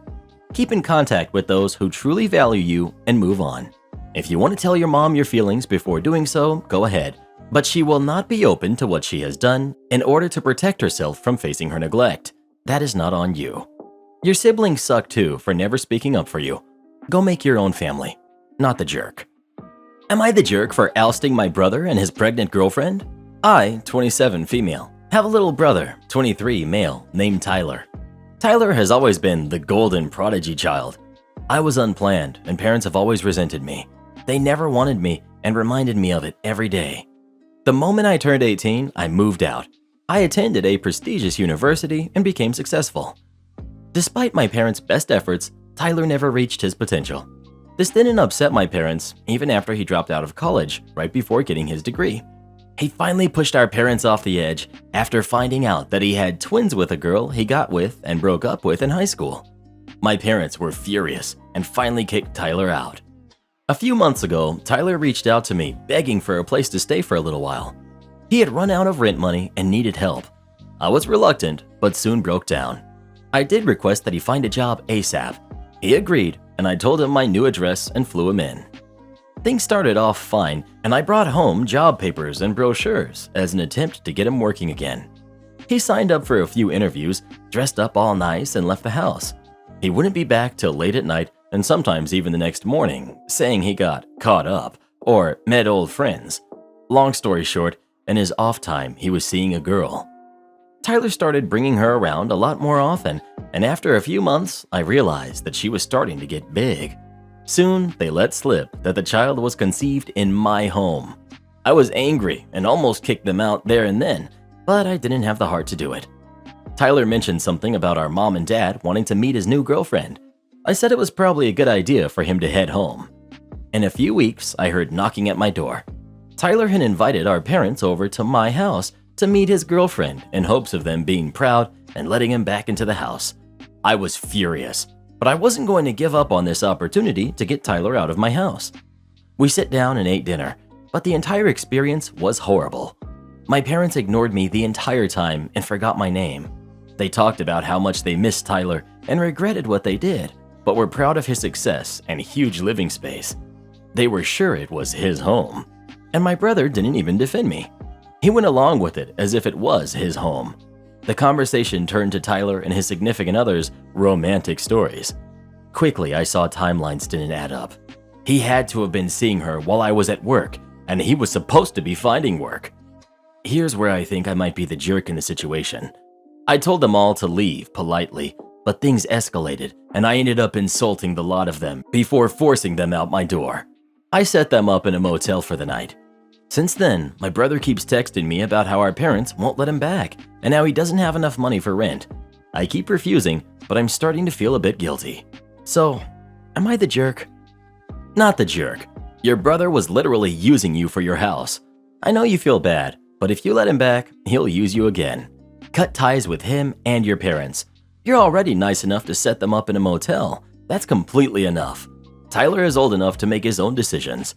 If he gets a girl pregnant, he can't dismiss it. His fault, not yours. Absolutely not the jerk. You didn't even have to welcome him in the first place. And when you did, with the condition he get a job, not only did he not do so, he went out and got another girl pregnant. He has made his bed, he is an adult, and now he gets to lie in it. Do not feel guilty. He took advantage of you, disrespected you, and broke your boundaries. Absolutely do not let him back in, or he will never leave, especially once they have the kid. They will take over your home and your life and make you miserable. Please, please, please trust your instincts.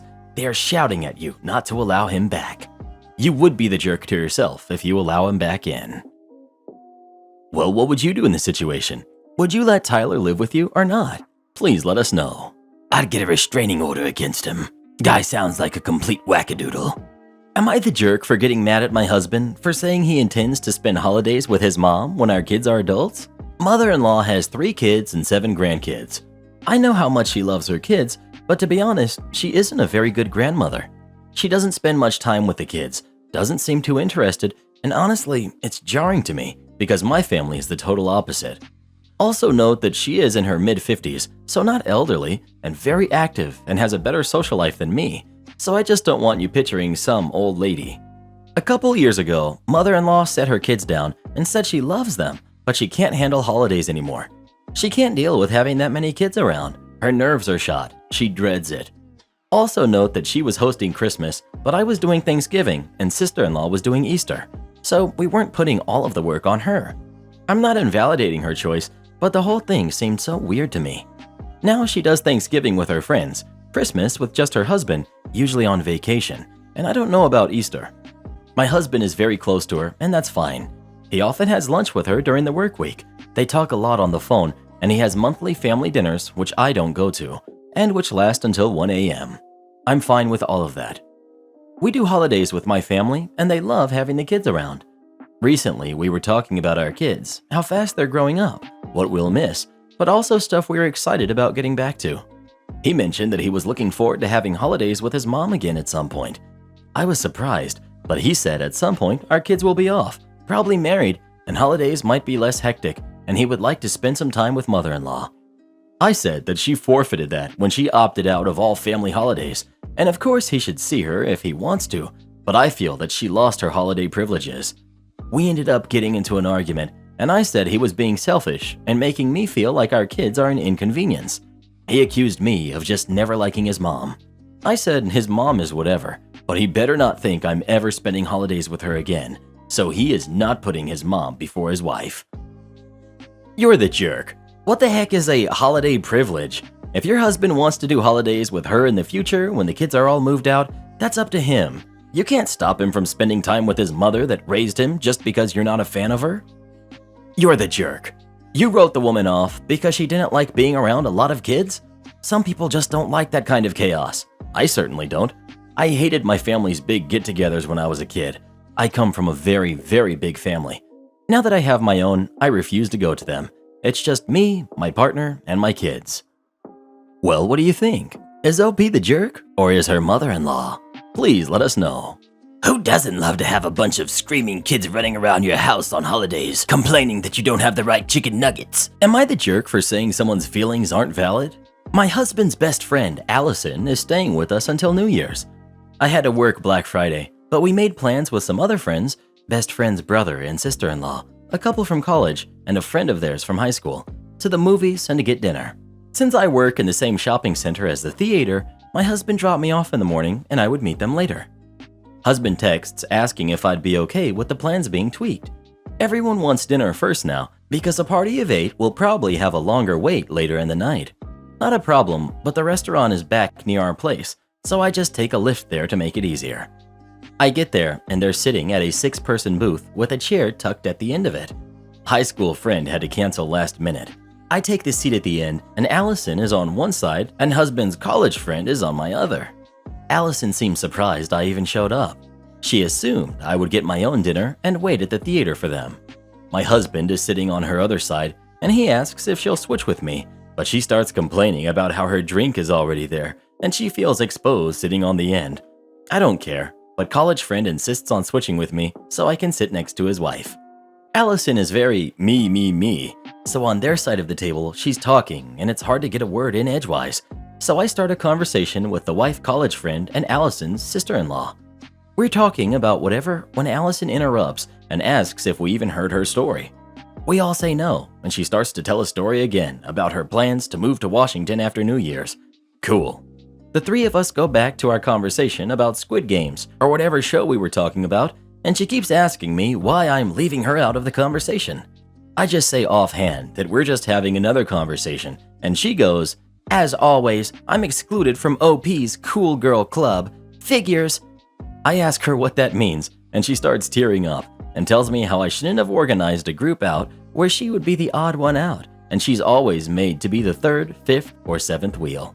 She changed the place and time so I wouldn't come, and she'd get to feel part of the group for once. I'm like floored by this, because Allison is literally never the odd one out. She monopolizes every situation and must be the center of attention. Also, she purposely tried to exclude me from this night. I tell her she's being silly, and she tells me that I can't invalidate her feelings. I tell her her feelings are stupid and not valid, and I leave to go get some air outside. My husband comes after me. I tell him to keep Allison out until I'm at least asleep. I just can't deal with her crying and making this all about her. I wind up hanging out with sister-in-law and wife college friend, and the rest of them went to a bar to hear Allison cry for hours. Am I the jerk? Edit. For everyone saying she's probably after my husband, she's definitely after his attention, but I don't think she's after him in a hookup way. Allison dates women and was married to one for a short time, divorce that was her own fault, but does occasionally get with men. Definitely a strong lean towards women though. Edit 2. Her brother took her back to his place last night, but I know they won't house her for a whole month. No idea what her plans are, but if her dad won't take her, maybe she can move to Washington early. Not the jerk. To go out of her way to exclude you is, and then complain about feeling excluded is dumb. If she truly felt excluded a lot, which it sounds like she doesn't, she just wants to be the center of attention, then she should have told you that before dinner, privately.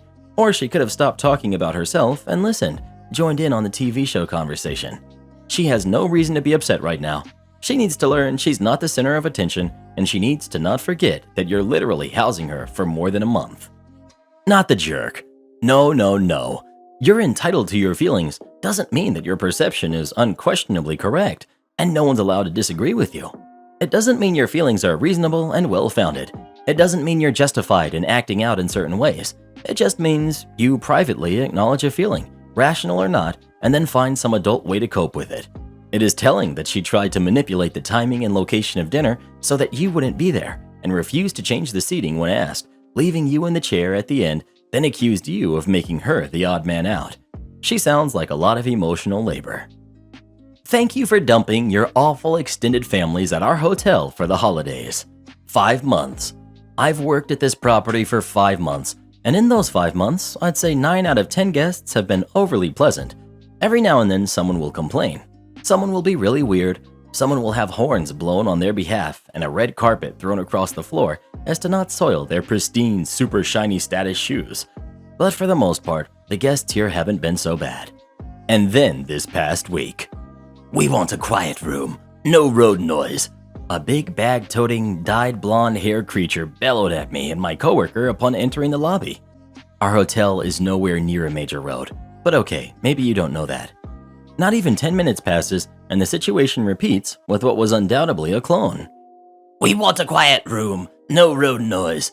A big bag-toting, dyed blonde hair creature bellowed at me and my coworker. Later, the lobby doors open once more. Do you have to work Thanksgiving? A lady asked me on check-in, one day before the holiday. I do, I'll be here. She puckers her lips and feigns sorrow. Oh, she coos. I hate making my employees work on the holidays.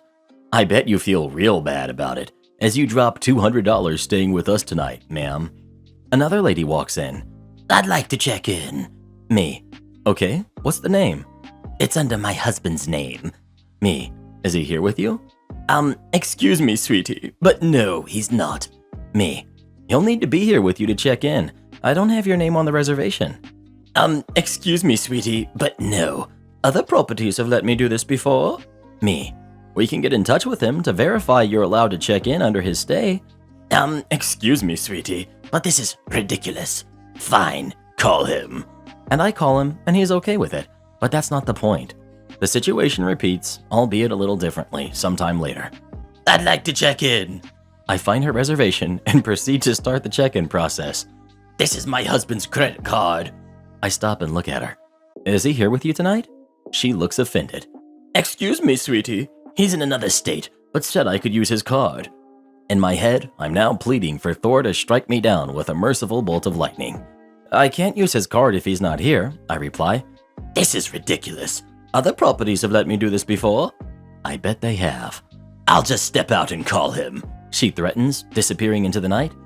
I don't see her again for the remainder of my shift. An older couple approaches the desk shortly after check-in. The man is balding, pale, and speaks like the worst impression of Tom Brokaw you've ever heard. His wife is smiling, pleasant, and quiet. Brokaw. Mister, yeah, so we'd like to book another night. Me. Sure. Wife. I thought we were going to the other hotel tonight. Brokaw. No, we're staying here. Wife. But aren't we? Ugh, would you shut up? Wife, you said. Brokaw turns to her and hoists a bony finger to his crusty lips. Shh. I stand there, stunned, watching the freak show of a late-stage marriage that will almost certainly end in either divorce or an episode of Unsolved Mysteries. As they walk away, I hear the wife saying, "Don't ever talk to me like that again in front of people." Brokaw returned later that night to throw his dirty towels at me and demand a fresh set. My coworkers have reported similar encounters. Again, none of these normal, at least not in such a short span of time for our property. One guest verbally assaulted my coworker. I don't know if this is the maid staff way of getting a laugh by upsetting the customer. Because the settings on his television were off. Another guest moved rooms 6 times. 6 times. My coworker was visibly shook, detailing the story to me. She was super rude, and no matter how many times I moved her, I could not make her happy. Nothing worked. You know the type. They come in looking for problems, and this week we've had them all. We got your awful mother-in-law. We got your rude grandfather. The influx has been extraordinarily noticeable, and this ridiculous holiday is my #1 culprit. It wasn't all bad though, and I'll end with a positive note. One older guest was determined to make me laugh and kept coming up to the desk with jokes that he thought were super clever, even though many of them are played out dad jokes that I've heard a million times. But I could tell he genuinely enjoyed making others smile, which I appreciated, especially the last few days, so I played along. But this one actually got me. We had a few moments of downtime, and this guest approaches the desk, smelling a little boozy from a night out at a nearby steakhouse. Okay, so when Beethoven passed away, he was buried in a churchyard. A couple days later, the town drunk was walking through the cemetery and heard some strange noise coming from the area where Beethoven was buried.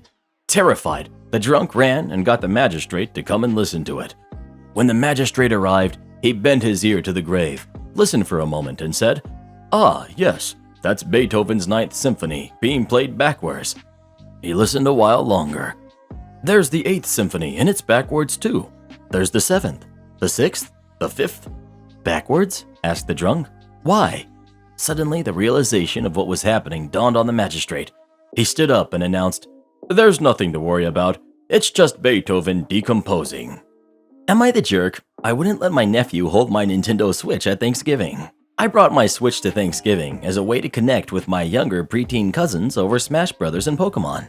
I'm in my early 20s, so this is the only way I know how to build a relationship with them. They don't like sports or throwing the football around. For context, my older sister has a 4-year-old toddler who has some behavioral issues. She's raising both her kids in some unorthodox ways, and we're all kind of expected to understand the way she's taught them to deal with interacting with people and their emotions. I don't disagree with most of it, but some of it is strange. I have my Switch in my hands. 4-year-old comes up to me and tries to grab it out of my hands. I'm not necessarily opposed to letting him hold it with supervision, so I say please and I'll give it to you, thinking this is a good thing. All heck broke loose. He started to scream, cry, and throw things. Not even a normal scream. You would think I was hurting him. Then everyone is looking at me, thinking I did the most terrible thing. My sister comes up, consoles the kid with some strange verbiage, and asks me for the Switch. I say no. She says, "I'm asking on his behalf." I still said no. If this is how he behaves, I'm not giving him the Switch. I said if he calms down and asks nicely, I'll let him hold it. I don't think that feeding into tantrums is a good thing to do. She then, instead of explaining, asking nicely for something to her son, calms her kid down and has him come up and ask me, "Why are you being a jerk to me?" I almost busted out laughing at this 4-year-old saying this. Then my sister says to me in her irritated mother voice, "Sometimes when you're 4 years old and don't know how to express your emotions, and this is a great way to build a relationship with your nephew." Sarcastically. Okay, that's fine. But you had your kid come up to me and call me names, but you couldn't get him to say please? Anyway, I don't give him the Switch. Both my sisters are vehemently upset with me. Older sister expects an apology for being rude to her son. She says I will not be seeing her kids anymore because she wants her sons to be in touch with their emotions. Personally, I think she's raising brats. Am I the jerk? My Karen stepsister expects me to pay for her wedding. So my mom, I'm 29 male, got divorced from my dad when I was 6 years old and my sister was 8 years old. She didn't want anything to do with us, and she eventually got remarried to a guy who had a daughter 1 year younger than me. Our dad never remarried, and it was later that we found out that she cheated on Dad with the guy she married. But she got back in contact with us when my sister turned 18 and has been in contact with us since. And I have to admit, she has been a good mother ever since, and we have a good relationship with our half-sister also. Now, before going any further, I must disclose that I was one of the founders of an app which was bought by a big private equity fund, and I got a high 8-figure settlement as a result. Also, I was a very early investor in Bitcoin, so from that, also I earned massive profit. Suffice to say, I am very well-to-do.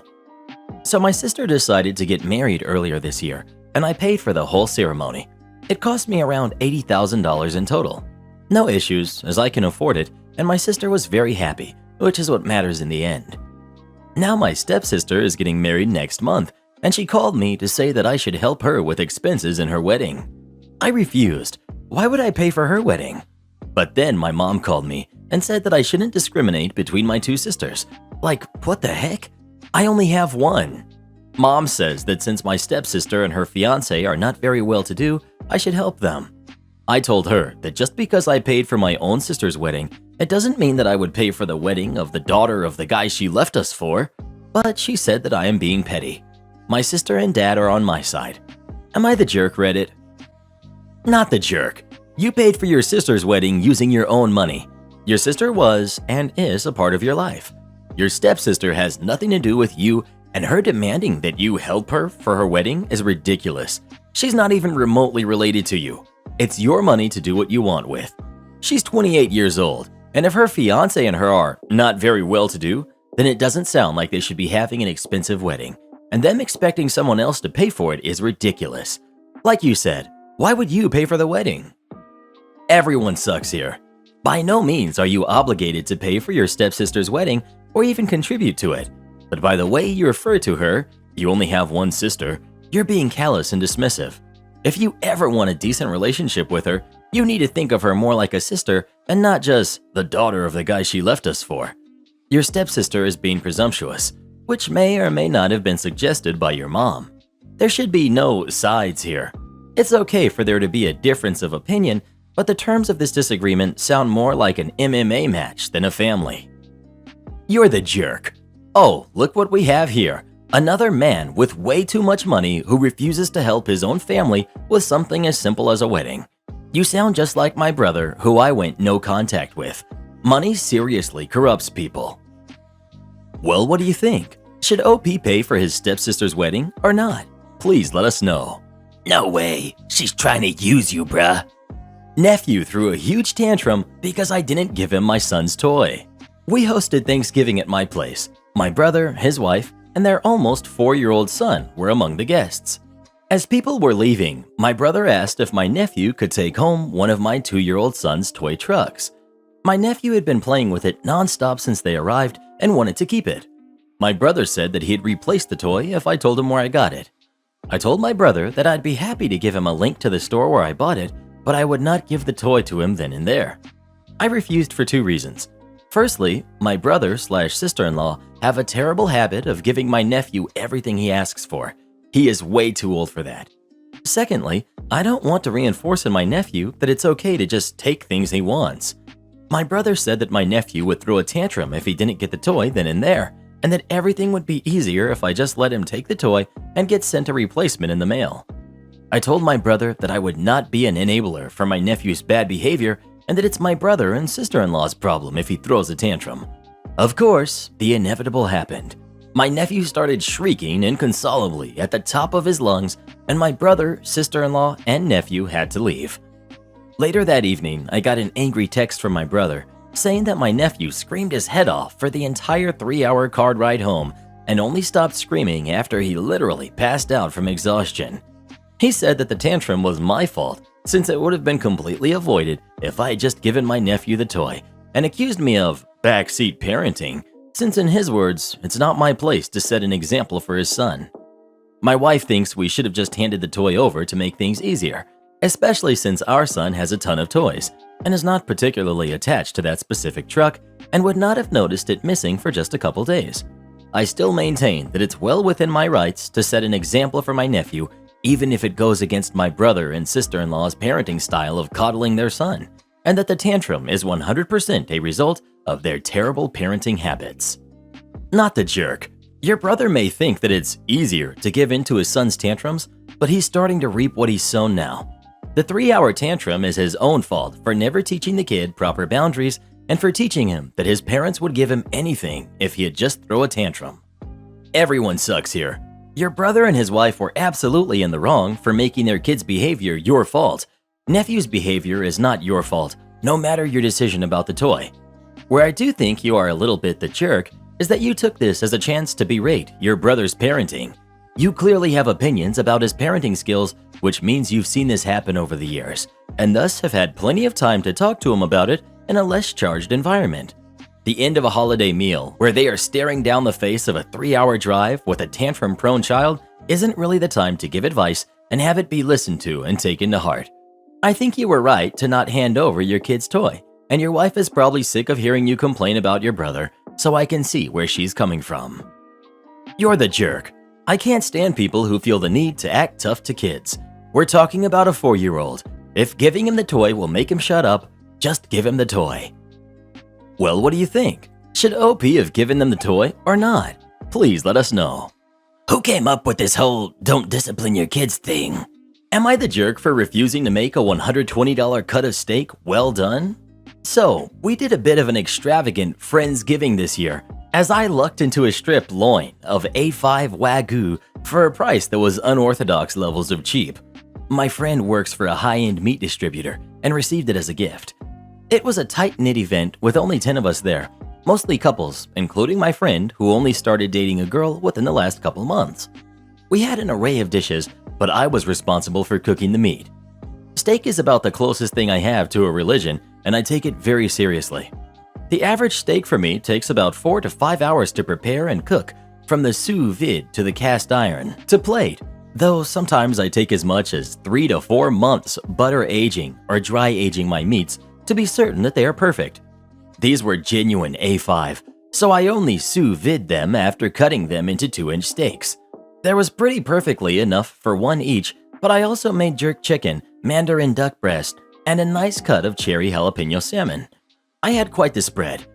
I sous vide them to medium rare to be sure the fat was well rendered, but informed them that if absolutely necessary, I'd bring them up to medium on request. Can we get some Karens or Kyles to tell Redder Boy how to correctly pronounce these words? Please do. It helps out in the algorithm. Well, here comes the new girl to the group. She sees the first person cut into their steak and sees pink, and she is just mortified. Immediately, she starts talking about eating raw meat and stresses that the steak should be brown all the way through, or else you'll get sick. I informed her that this wasn't the case and that these steaks were actually cooked to the ideal temperature for the cut. She immediately demanded that I cook hers till it was brown all the way through, and I firmly said, not a chance. She proceeded to get angry and yelled that it was her steak and she should have it how she liked.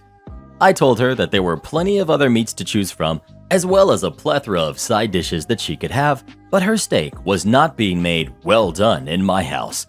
She said, "Jerk." Then she got up and started to stick the steak in the microwave. I got up and grabbed it out of her hand first, at which point half the steak fell onto the ground.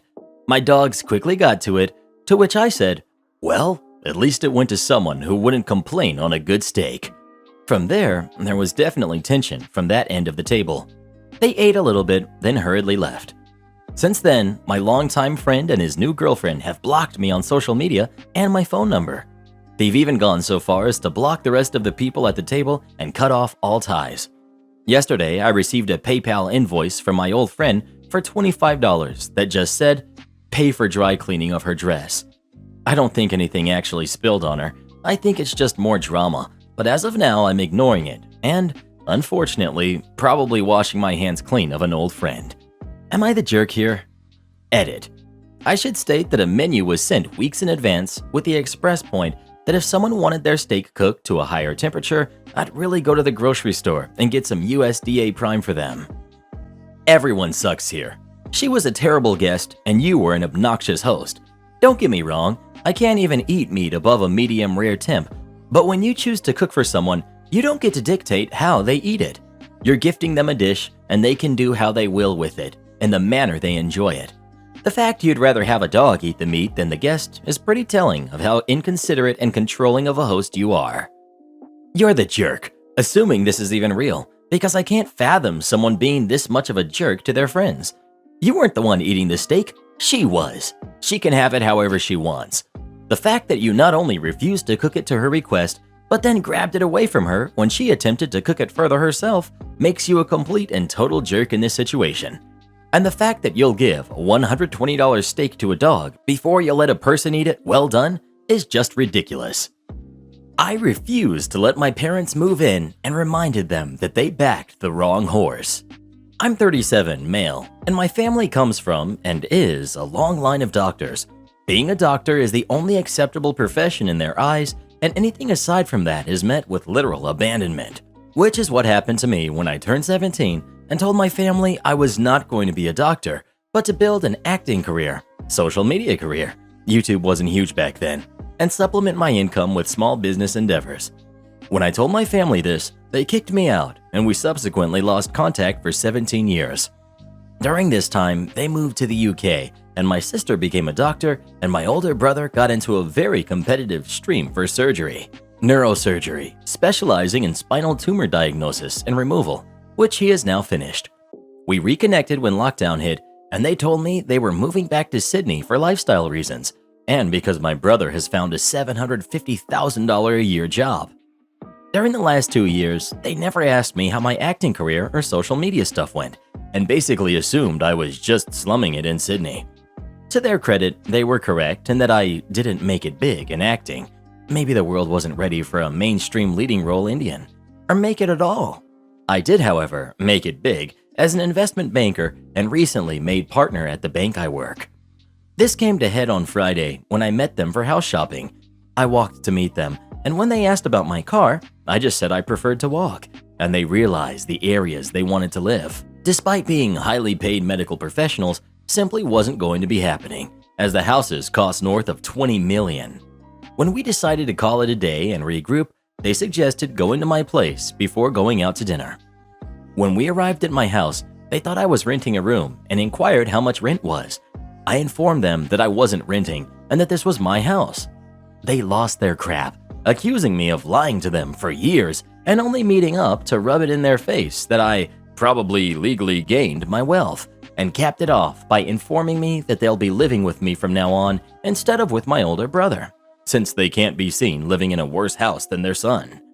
I laughed at them and reminded them that they bet on my brother and sister and not me, and they have a better chance of living with my neighbors than me. At that point, they threatened to cut me out of their will, to which I reminded them of the fact that they can't even afford to buy in my area, so their will and assets don't really matter to me. Now they aren't talking to me, and my brother and sister are saying I should have been proactive in letting them know of my success. I have a public LinkedIn profile, so they literally never Googled me. Edit. Getting a lot of hate about including the terms social media influencer in my post. To clarify, this was 19 years ago, and I believe social media influencer is probably the updated term for the socialite. I wanted to be famous, but I had no real skills or plan as to how I was going to achieve that goal, like most social media people. Edit 2. A lot of people are critical that my family just kicked me out or that it's unlikely a parent would do this. Obviously, I wasn't a great child in their eyes in general, and this was the final straw, so to speak. Also, Desi parents are a different level of parents, from washing your father's feet to not speaking unless spoken to, not allowed to talk to the opposite gender, and viewing the head of house as an almost god figure. It's a bit different. Desi parents are also incredibly strict, not like your room needs to be clean strict, but like clean the entire house, wash the cars, wash and iron everyone's clothes, or you're getting it with a broom. For those people talking about house prices, yeah, Sydney is whack. House prices jump around a bit too, of course, but generally speaking, if you live in a house on the harbor, it wasn't cheap. Our former Prime Minister lived in a $70 million to $90 million house at Point Piper. Housing cooperative ticks me off. This may paint me in a bad light, but I don't care that much. Just a note, this happened in Poland. I am living in a block of flats with slightly higher standards, meaning we have a gate and our own parking spaces, trash cans, camera system, and everything. I work as a programmer and remotely. I'm also single and I keep mostly to myself. Try to never harm anyone, not get into any drama. Just live slowly and steadily alone, barely leaving home except for groceries, so my neighbors know me as that homeowner that never causes any problems and is always helpful and polite. One time I had to replace my current bed. It was old, dirty, and I just wanted something better. So I ordered a new bed and dismantled my old one, ready to be taken out. Once every 2 weeks, a truck comes in and checks through the neighborhood to take away all of the big things set beside the trash containers. That day was tomorrow. Sadly, I live on floor 3, so taking my old bed alone would just be too hard for me alone. I asked my brother for help, but he couldn't have done it tomorrow, so he helped me do it today. Now, before this, our block's terms of service say that you are not allowed to put out big trash except on the day the truck comes. So, not wanting to make any outburst, I asked my favorite neighbor for a favor if I could put it on his parking spot the day before, because, well, I wouldn't be able to do it on the correct day. He gave me a thumbs up. Then I checked with another member of Housing Cooperative Board if it's fine, since the owner of the spot knows. He also said it's okay for him. I moved on with the plan. My brother came in, we moved my old bed outside, occupied the spot, and called it a day. That's when the Karen came in. She's around 50 plus years old from the looks. You know, the type that sits the whole day in the window and tries to find something to complain about. She got into my home and tried to explain that it's against our community rules, so I had to have it taken away right now. I, in exchange, tried to explain to her why I did that, how I got approval from people and whatnot. She was not having it. She threatened to call the police on me for littering if I didn't get it done today. I said, sure, okay, I guess I am technically in the wrong here, so I'll just comply. I called a private company to take away the bed today. I also specifically went to her home and told her it would be done today. She said it's fine. So the truck arrives, they start taking away the bed, and so do the police. Apparently, she already did call the police without waiting for me to do anything. I am livid and literally panicking, not because I was afraid of a fine or anything, but just because it was the first time in my life that someone did something hostile for me, even though I said I'd do what she wants. I explained the whole situation. The police see no problem. They don't even cite me anything. They just give me a handshake, pat my back, and leave. The lady that called the police looks out the window and yells, "Thank you, officers," with a grin. I am even more upset at this point. I think to myself, you want to perfectly obey the law? Fine, I'll make sure you do. I got the community rules from the council and studied them thoroughly to find potential reasons to make her life heck. I see her taking out the trash. I clearly hear glass bottles in the bag. I look out the window. She throws it in the wrong container. I call the community board. Bam! Your rent went up because you don't comply with our sorting garbage rules. Next day, I came back from groceries. I see her car. She parked a little over the line, so it's basically like taking up 2 spaces. I call the police. Bam! She gets a fine. She walks out her dog in our private space as I watch her through the window. I see her dog going to the bathroom, but she doesn't scoop it up. Oh, did you just do that? I call community board with a complaint. She came to me and wanted to apologize. Now here's the part that makes me look bad. I said, no, I don't accept it. Why? Because I'll admit, I am vindictive to people who try to create trouble for others without a very good reason. I said, all I'm doing is making sure you are following the community rules. Is that wrong? And she scoffed at me something rude and went away. I've been doing that for like 3 months now. A month ago, she was kicked off the board for too many rule violations. Today, she moved out, but before she did, she made sure to put a bag of trash on my doorstep while I was away. Sad for her, she's too stupid, and the trash contained a letter with her information on it, so I had the last laugh by reporting it to the police. I know, rules are rules. I was technically in the wrong first for breaking them, but the moment she went out of her way to enforce them and do me over anyway, that's when the line was crossed. I have no shame for bullying her out of here. I was just doing God's work and ensuring that the rules are not broken. Thanks for reading. No, my old manager can't order me around either. First off, to be fair, I used to work at the place this happened. I used to work as a pickup clerk at a nearby Giant, but I stopped working there about a year ago. But because of my job, I basically have the entire store memorized, and I can quickly point out what row something should be in if I were asked.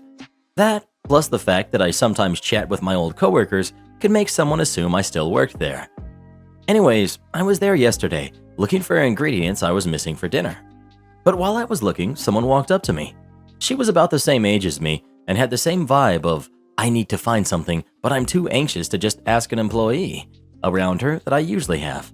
She got my attention, then politely asked where something in another aisle was. I pointed it out to her, she thanked me and went on her way, and I went back to looking for my ingredients. About a minute later, someone else came up to me and got my attention. But before I could even say yes, they started talking. Let's just call her Karen for now. Karen, I need to get. whatever it was she needed. Me, oh, that's an aisle number, whatever it was. Karen, I already checked there, and they were all out. me, oh, well, sorry about that. Maybe they'll have some more later. I then turned to go back to my shopping when she said the next magic words. Can't you just go to the back and check? Of course, I was pretty confused at that and turned to look at her. No, I don't work here. Karen immediately started to get annoyed. Yes, you do. I've seen you around here before, and you just finished helping the other girl. Me, well, I used to work here, so I know where stuff is, but I quit like a year ago. Don't give me that. Why else would you be here all the time? Yeah, because I shop here. Karen started to look genuinely upset when I said that for some reason, and I decided then was a perfect time to leave and avoid getting yelled at. I continued getting what I needed, constantly checking over my shoulder to make sure I wasn't being followed and probably looking incredibly suspicious. I finally got everything I needed and made a beeline towards the self-checkout area. Now, I should note that the self-checkout space is directly across from the customer service area, where you can look up and look directly at the self-checkout. I say that because when I finished bagging my stuff, I looked up to see the Karen from before talking to my old manager at the customer service desk. I should also note that my old manager is a large chunk of why I decided to quit, mostly because she was/is a controlling jerk that constantly breathes down other people's throats instead of doing any actual work. Surprisingly, she was doing her job for once and nodded along while Karen angrily ranted at her. I decided to ignore the two and started to head towards the exit. But of course, that was the exact moment Karen decided to look over and spot me trying to leave. She pointed at me and yelled, Her! That girl right there! Of course, everyone stopped and started to stare at me, which would have made just leaving a lot more awkward. So I stopped in my tracks. My old manager leaned over the counter to look at me, made a confused face, then turned to the lady. Manager, sorry ma'am, but she doesn't work here anymore. Apparently, being proven wrong by the manager was Karen's tipping point because she suddenly started to scream at my old manager. You're the manager. She's an employee. Tell her to help me now. Surprisingly, my old manager gathered all the gall to actually turn to me again at that. Manager, Arvios, do you mind helping her? At this point, I was genuinely shocked at her question. I knew she would do anything for a customer at her employee's expense, but I didn't think it would extend to people that didn't even work for her. Me, are you going to pay me? Manager, no, but me. Then yes, I do mind. See ya. And before either of them could say anything, I sped walked out of the store. I heard Karen start yelling again, but I couldn't properly catch what she was saying before I fully exited the store and headed towards my car. Not exactly an exciting ending. Sorry, I'm just still reeling at both how furious that lady got when I said I didn't work here anymore and the gall of my old manager to attempt to order me around after I haven't worked for her in literally a year. The more things change, the more they stay the same. Never enter a restaurant in uniform unless you're there to work. I was finally leaving work around midnight after a 12-hour shift. Big wedding, we needed everyone, and decided I needed something to eat. I was obviously too tired to cook, so I went to the closest fast food place that was still open, which Reddit doesn't want me to name, so let's call it the McClown space. Everyone with me? Perfect. So I enter and get in line. This McClown space has a touchscreen where you can order and pay, which is perfect for my little introvert self because you don't have to talk to anyone. In front of me was a family of 4, apparently having problems with the screen. Suddenly, the father turned around, looking at me angrily. Entitled Father, isn't this thing supposed to print out a receipt for me? Me, too tired to realize what was going on. I don't know. I suppose so.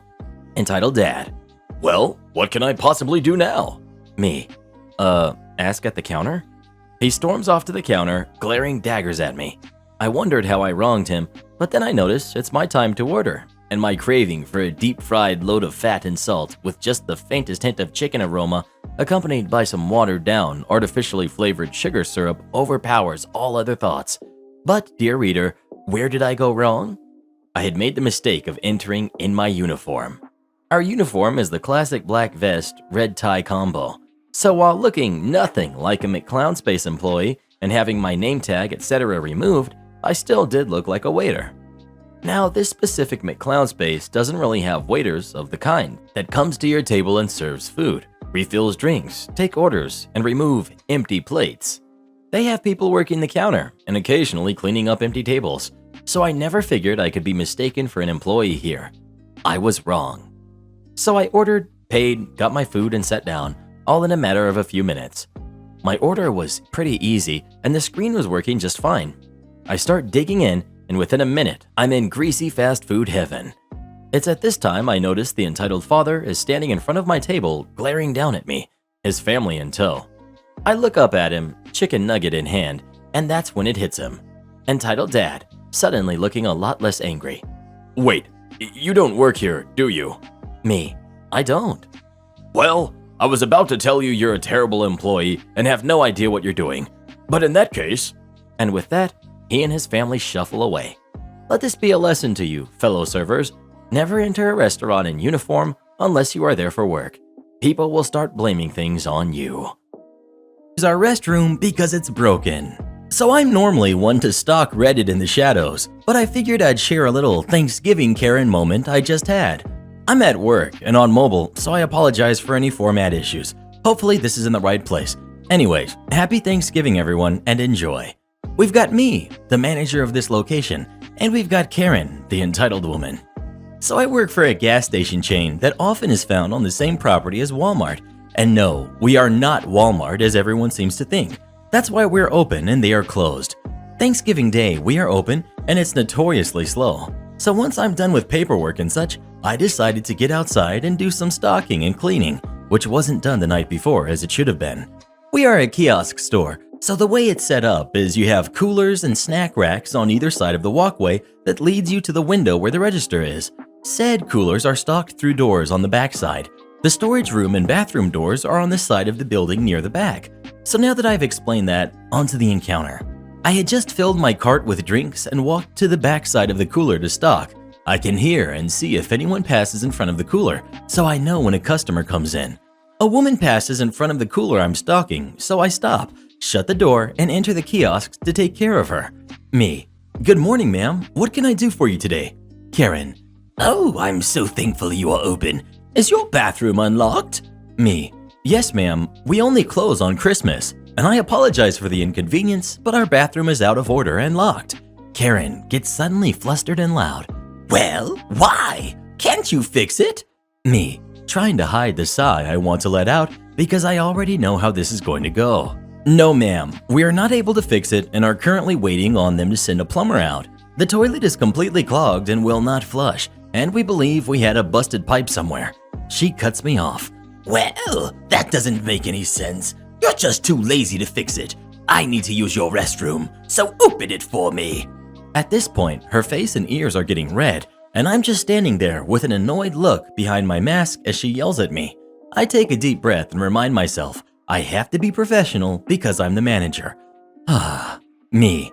No, ma'am, I cannot let you use my bathroom. I'm sorry, it's out of order. It will not flush, and we believe we have a busted line or a severe clog. Karen. I gotta go. I have to go now. Nowhere else is open. You have to let me use it now. She is full on screaming at me at this point. I kept hoping someone else would walk up, forcing her to give up and leave, but no such luck. Me. Ma'am, again, I'm sorry for your inconvenience, but the bathroom is out of order. At this point, I'm over it, and my frustration is starting to show. Karen. You can't talk to me that way. I'm a paying customer. Unlock your bathroom now and get the manager on the phone because they need to know about their rude, lazy employee who won't let me use the bathroom. Me. For starters, I am the manager. And no, the bathroom is out of order. And ma'am, you haven't purchased anything, so you're not a paying customer. If you'd like to purchase something, I can help you with that. Otherwise, I'm going to have to ask you to leave. I have plenty of work to keep myself busy on this slow day, and I'd like to get back to it. Never saw this woman in my life. She is definitely not a regular. She calms down suddenly and gets a smirk on her face. Fine. I'll just call corporate's number and tell them how horrible you treated me. I smirk back at her, pointing as I speak. Me. If that's what you'd like to do, ma'am, then I can provide you with that number. But I will let you know that everything we do here is recorded with audio. Showing her the microphone and cameras. Give me just a moment and I'll write down that number for you. Karen looks around and then gets flustered yet again, flailing her arms about. No, you've done enough already. You've ruined my Thanksgiving. Hope you're happy. She then storms off, gets in her car, and squeals tires out of the parking lot. And that was the end of that. People are so frustrating sometimes, but just gotta keep moving forward. Thank you for letting me share my lovely Thanksgiving Karen encounter. This job seems to attract those types of people, so I might just start sharing those stories more here. I hope everyone had an awesome and safe Thanksgiving this year, and for those who don't celebrate it, I hope you had an awesome day as well. Entitled Mom demands to swap shifts with me because she has kids. Background: all persons here are nurses. We have a system in our hospital. Big shift changes, multiple days, must be done in the month before the new month. Single days just need some days in advance. Also, we have a system for the holidays. One year you work Christmas, the next year you work New Year's Eve and New Year's. As a young guy without kids, I mostly try to cover other people's Christmas for getting New Year's off. I mean, we celebrate with close family on Christmas Eve anyways. This year I had to work Christmas and asked around if anyone wanted to swap. One of my coworkers directly answered. She told me she would gladly work New Year's for me and I work Christmas for her. We talked to our charge nurse and gave green light and changed the schedule. She was happy to see her family after last year's Christmas was in lockdown, and I was happy to get hammered on New Year's Eve with my girlfriend and friends. But then today happened. Our entitled mom, or Nurse Karen, is one of my coworkers. She's okay at her job, although she complains when she can't leave on the dot. I never had any real problems with her. We just coexist. This happened on my break today. Nurse Karen. Hey, OP. Me. Oh, hi. I wasn't really paying attention. I ate my soup and browsed Reddit on my phone. Karen. Can I ask you something? Sure. So, I saw you and the other nurse swapped holidays. Me. Yeah? Well, I thought you could cancel it and cover my shift on Christmas. Me. No. What? Why? It's the same for you. You have your New Year's Eve off anyways. Me. Well, yeah, maybe. But the other nurse made plans with her family. Ugh, maybe. But I need Christmas off. I have kids, and she doesn't. Me. Yeah, maybe. But she has plans too. That's not fair. I had no chance to ask you first. Me. Yes, you had. I asked in our insert instant messenger name work group. I then showed her the message in the group. And sorry, who comes fast paints first. A saying in my language. Not so good in English though. Ugh, that's so unfair. You both don't have kids, so Christmas isn't that important to you. It's a family holiday. Me. Yeah. The other nurse meets her family on Christmas. That's why I swapped with her. I give her my own copyrighted, "Forget you, sweetie," smile that I got from working in that soul-sucking snake pit, aka my hospital. Ugh. She then stomped off. I just get back to Reddit and continue to eat my onion soup. A mistake, because onion breath and masks aren't a good match. The nurse I swapped holidays with told me that Nurse Karen tried to talk her out of it too, but she wouldn't budge either. She then tried to talk to our charge nurse, but that was in vain. Our momentary charge is a work friend of me, and we are both male nurses, so we both have a secret but sacred bond to have each other's backs. Karen is upset because no one wants to swap, but that's not my problem. Reply. I rolled my eyes so hard at just the title. I can't stand the, "but I have kids, and therefore everything is more important for me, and everyone should understand that and be accommodating for me" argument. Good for you for not bending to her whims. OP. To be honest, I just don't care. My coworker just answered me first, so she got in. I'm a simple man, and I stand by my word. She answered, she called our charge nurse and everything, so I had no reason to change something. Reply. Former child of a nurse here. The entitled parent has an easy fix. Santa can't make it to every house in Christmas Eve, so some lucky kids get Christmas a day early. I bragged about that for weeks when I was 7-ish. Thanksgiving ruined and meal stolen by entitled parent. For context, you have my sister who's 30, my dad 62, my mom 65, and myself 34. The neighbor who's 37 and her kids ranging in ages from 17, the oldest son, to 9, the only daughter. Thanksgiving this year, my mom, a highly disabled and perfect mom in every sense of the word, spent 14 hours getting all the food prepared for everyone. She does this as a Christmas gift to us all. We buy everything, and she cooks most of the smaller things. We buy a pre-cooked ham to make things easier on her. Around 2 p.m., the neighbor and her 7 kids show up, asking if they could join since her husband left her and they have nowhere to go. He found out all but 1 kid weren't his and has fled the area. My mom tells them there isn't enough food to go around for more than the 5 of us. She keeps badgering my mom, all of this taking place while my dad, sister, wife, and I are grabbing last-minute things and a huge thank you gift for my mom. Eventually, the kids push in and start making their own plates. My mom is in tears and finally just moved away from the door and calls me immediately. We rush home to find that nearly all the food is gone via to-go boxes they brought with them, while they have gone home to eat our meal. My mom goes to lie down for a few and we call the police. An hour goes by and we wake my mom up when the police finally show up. We explain the situation to them, show them the Ring doorbell footage of them coming and going and what was said, and the police say it's her word against the entire clan of trash, since my mom moved aside to let them through. They leave without even letting us file a report, even having the nerve to tell us we shouldn't do anything since the woman is having a hard time and we should just be thankful we have each other for the holiday. On Saturday, all of us, mom included, are at the police station with pictures of the before and after of the meal, video with audio from the Ring doorbell, and wish to file charges against them for theft and elderly mistreatment and assault. The mom and her kids knocked my mom over on their way out. We also show the officer video of the interaction of the police response captured by my sister's phone. I'm just heartbroken as we spent all of our Thanksgiving in tears consoling my mom and making the best of what was left. Reply: this is terrible. I hope you pick a different day and have a Thanksgiving dinner all over again so you can properly celebrate and give thanks for each other. In the meantime, I'd put this story and the Ring footage on Nextdoor so all your neighbors can see who these pieces of crap are. OP: we had a small meal with what was left, which wasn't much. We are planning on having a Christmas dinner at my home the week before Christmas Day possibly, if everything goes as planned.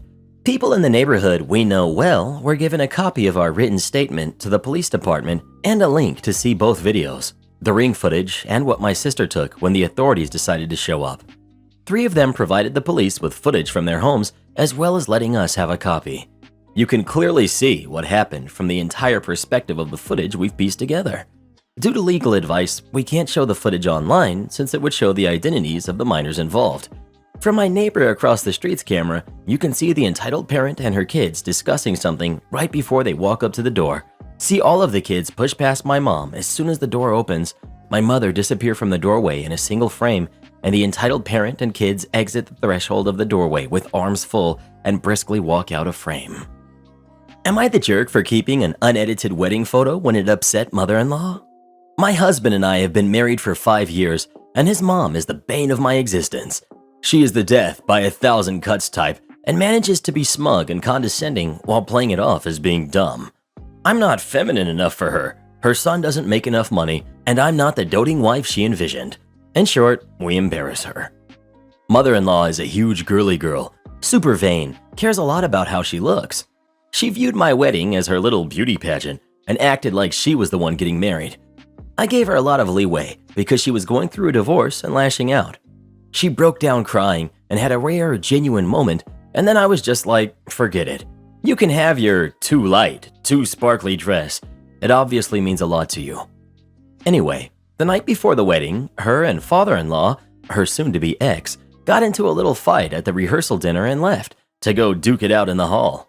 One thing led to another, and father-in-law's girlfriend found them hooking up that night.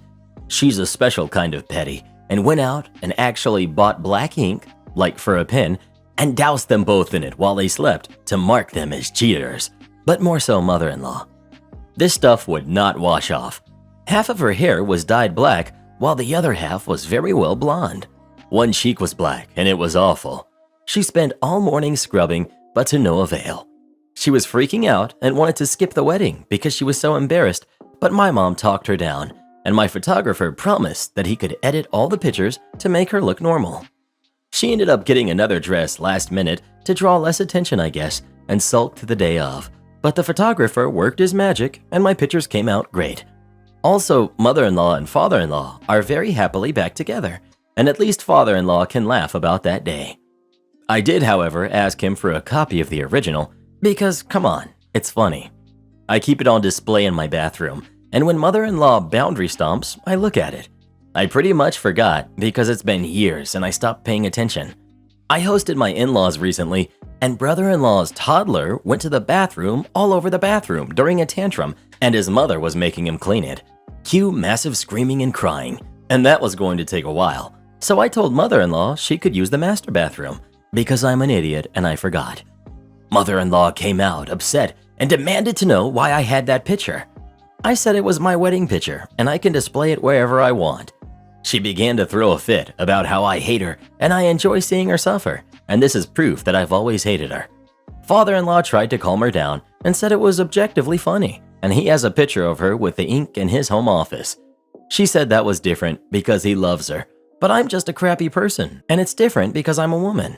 I had to text her today, and she still seems a bit sulky. Everyone sucks here. Let's face it, your mother-in-law is correct. You do have the picture because you hate her. You did admit you enjoy looking at the picture when she makes you angry. It is petty and childish, but it sounds like it isn't entirely undeserved. From your post, it sounds like your mother-in-law hasn't done much on her end to try to repair the relationship either and has expected you to do all the heavy lifting. So some pettiness on your side can be expected. So yes, perhaps it is fine that you kept the picture for whatever reason. However, be honest why you did, and understand that this day was probably inevitable from the day you put it up. Things like this tend to come out, and there was no way it was going to end well when it did. On the other hand, she is never going to like you, so why let her reaction bother you? Not the jerk. She doesn't get to decide what photo you have in your master bathroom. If she hadn't acted like a jerk during the period of your wedding, no such photo would exist. Maybe you need to let your husband be the one to deal with her from today forward. I'm not really understanding why you have to be in contact with her unless something serious were to happen to your husband. Ignore her tantrum. If she weren't so rotten to you, the picture wouldn't bring you so much joy. Maybe you wouldn't hate her if she weren't so inseparable towards you. She seems to have a tough time accepting the consequences of her own actions. I am curious though, who paid for the photographer?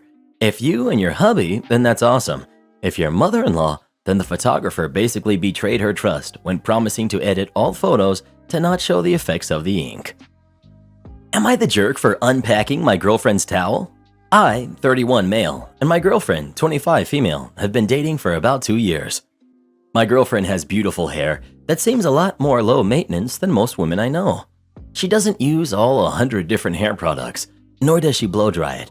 It honestly doesn't take her long to style her hair or anything.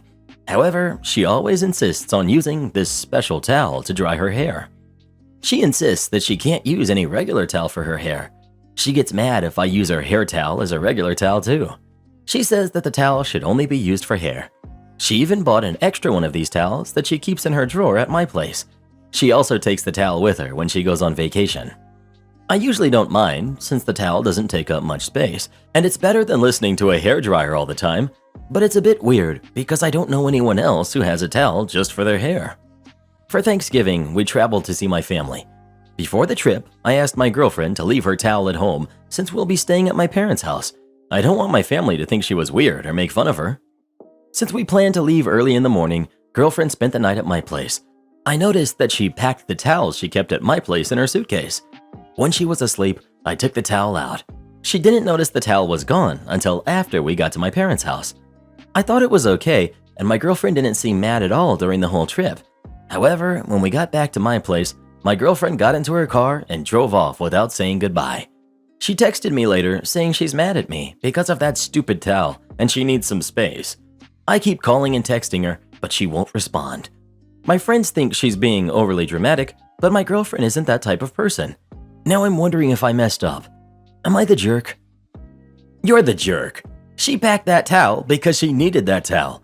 It's probably a microfiber towel. They tend to help dry hair quickly without blow drying, which can be damaging, especially if her hair is long or curly. It also helps reduce frizz, and if her hair is curly, to keep it in defined curls. Do some research on naturally curly hair care. Many people with straighter hair also find these techniques work well. If you don't know why someone is doing something, ask, or just let them do what they want. Don't mess up their routine just because you don't understand it. You're the jerk. First of all, it's really not that unusual for a woman to have a hair drying towel. Regular towels are heavy and can be rough, and using them to dry hair can cause the strands of hair to break. If you have long hair and want to keep it healthy, using a smaller microfiber or cotton towel makes a big difference. I'm sure the women in your family have at least heard of this and wouldn't find it odd. But even if it was a super weird thing, like a plush octopus that she feels the need to take with her wherever she goes or whatever, it would have been very crappy of you to take it out of the suitcase without telling her. That's just not an appropriate way to behave in a relationship. Not the jerk. People obsessing over special hair towels is how our society got itself into the predicament we're currently in. Your only mistake is asking about it here on Reddit, where nobody has a real-world experience. Speak to a group of actual men, and we'd all be telling you she's overreacting. But hey, do they ever not? Well, who do you think is the jerk? OP or his girlfriend? Please let us know. I think that last commenter was the jerk. The guy sounded insufferable. You want the product shipped next day air, no matter the cost? Roger that. I work in wholesale distribution of building materials. I don't sell to the public, I only sell to established accounts. This is both a blessing and a curse. On one hand, most of my customers are great people. We get along very well. Occasionally even meet up outside of work with some I've known for 15 plus years. There is a minority that can be annoying. Some only use me as a last resort, which is okay. I understand, I'm not everyone's first call. But they treat me like dirt because they are usually frustrated they can't get said part from their preferred channels. Most of the time, they have tried 3 to 5 other sources, and if they don't have X item, chances are slim I'll have pallets of it lying around anyway. One such character that only uses me as a last resort is Mike. Mike is routinely in a bad mood because he's been told, "Sorry, we don't have that," at least a few times before calling me. He often gets irate when I don't have whatever uncommon part he needs ASAP sitting on the shelf waiting for him. One day Mike calls, and this is how it goes. "Hello, Snake here. How can I help?" Snake, I need to get 4 replacement trim pieces for this part. The contractor ordered it in the wrong finish. The contractor ordered it in the standard finish. This guy needs it in an obscure finish, of course. And I need 4 of them yesterday. Please tell me you have them on the shelf. While I'm looking up the availability, he starts going off about how this is one of his most expensive projects he's worked on, and they have buckets of money, blah blah blah. At this point, I miraculously find the part in stock in my company, and I tell him, it's probably a good thing they have buckets of money, because this part is going to cost you, especially if you need 4 of them tomorrow. I do have these available, but they will have to ship from the other side of the country. Snake, I need these parts. Please just send them over for next day air delivery. I don't care. Mike, let me at least get you a freight estimate. Shipping has gotten very expensive during the lockdown, and I don't like shipping something without you knowing a ballpark estimate. Snake, I told you, I don't care what it cost. Get the parts on the way. Okay, Mike, I'll get them shipped today, sure. Let me let you go because it's 3 p.m. and I need to get on the phone with that warehouse so they can force the order to print right away. So I ordered the parts just as Mike asked. These parts were 4 pieces. Ground shipping would have run 4 to 5 days and probably cost $25 each. Next day air, $386 each. They weigh a decent amount, which makes anything going by air cost multitudes more. Shipping ended up costing almost as much as the product. I didn't hear from Mike for a few days. The product arrived as requested. He finished the job and got the contractor out of hot water. He didn't have time to wait on his bill to arrive in the mail, so he called me for the freight cost. Snake, how much was the freight for that stuff last week? Let me pull it up. Looks like it ran $1,544, plus the cost of the product at $2,230. You're kidding, right? No, sir. Overnight air shipping from across the country is very expensive. Can show you the bill from UPS if you'd like. I told the contractor it would probably run $400. Goodness, Snake. I could have waited a day or two if I had known it was that much. Blah, blah, blah. I had to cut him off mid-rant. Mike, I specifically asked you if you wanted an estimate. You declined. I don't know what else you could reasonably expect me to do. He pretty much mumbled some more choice words and got off the phone. Interestingly enough, he did start calling me a bit more after that, but he makes sure to note the pricing a bit more closely. Husband's entitled mom eats 3 pies and then scolds him for not sharing. This story is more about my husband. I noped out on Thursday because of so many reasons, but the biggest is that I found out that his uncle was hosting but was only making the turkey. We were to bring the rest. My mother-in-law, who is the entitled person of this story, likes to leave things out, and then when we find out from the horse's mouth, she acts all, "Well, I didn't know." I'm a restaurant general manager, and I work stupid and ungodly hours. I am not about to take my day off to cook for entitled jerks. I did, however, utilize my amazing deal-finding skills and buy what husband needed to make a couple sides as well as some really nice pies. Now, it needs to be mentioned that one of these pies is my husband's favorite, peach pie. He specifically asked for it. This is a man who runs herd on his mom all day while I work. We all live together. He does all the chores while she camps in her chair. He also suffers horrible chronic back pain from stenosis. Of course he gets peach pie for Thanksgiving. So Tuesday I transfer money to his card to go get whatever he needs for Thursday last minute. I'm working 12-hour shifts closing Tuesday and opening Wednesday. He proudly tells me he found his peach pie after 3 different stores. He also gets a pecan pie. I asked him why not pumpkin. He said his mom had already eaten a whole pumpkin pie in less than a day. So for context and a side note, his mother also lacks basic self-control. In her 70s, she powers through 5 gallons of milk a month. I buy a case of soda for hubby, it's gone in 2 days, and he maybe gets 1 can. So this disgusted me, but didn't surprise me. I told him to hide the pies, but he said he told her they were for Thursday. So I basically slept straight through them getting up and leaving. They didn't get home until late, but oh boy, I sure heard them. Husband was upset, which didn't surprise me. He's always upset after visits to his uncles, and not just mad, very drunk too. His mom is also upset, but doesn't seem to get why. And she keeps rug sweeping whatever he's mad at. I finally shut the door and calmed him enough to tell me. First, she didn't help him with any of the sides. He made potatoes, gravy, and stuffing, box stuffing. The potatoes were real, and I showed him how to do gravy from pan juices. She couldn't be bothered to make stovetop, while he peeled and boiled and mashed potatoes, battling his back. Second, apparently his mom also couldn't keep her grubby paws off the pies for 36 hours. She had eaten a slice or 2 of each. Then when he went, "What the heck?" she was like, "Well, I didn't know, and good thing I did. One's too sweet, and the peach isn't very good, and you should have got apple." Surprise, he did get apple, but that's my favorite, and I promptly hid it in the garage, because I've been burned by her lack of self-control before. Husband didn't think much on dessert until the little light went off saying, "Ooh, pie." He goes out, and no pie. His uncle had 1 piece of pecan, so his mom and uncle's lady friend ate the rest. I'm gonna go with lady friend probably ate 1 piece, but nothing left. Husband was mad. Uncle made a joke about first dibs. They argued the whole way home. She just couldn't see what the big deal was. Anyhow, I stopped at a bakery close to work yesterday and picked up a whole fresh peach pie. I walked in the door, and like a bloodhound, she was all, "Oh, pie." I told her this is for my husband, since he didn't get any the day before. Cue cat butt face. Hubby was thrilled. He ate like 3 pieces, and I put the rest safely with my apple pie. Best part of the night? She came asking for a piece. Husband claimed he ate it all. Cue cat butt face number 2 and scolding about sharing. Reply: why does such a lazy, selfish, and entitled person live with you? OP: we moved in when she needed some help after her surgery. Then stupid happened, and we have not been able to move out. Rents doubled, and husband had to completely quit working. The deal is, we pay for everything except gas, electric, and trash. But the last year or so, we pay that as well because she forgets until there's a knock at the door and a utility man wants money or cut off.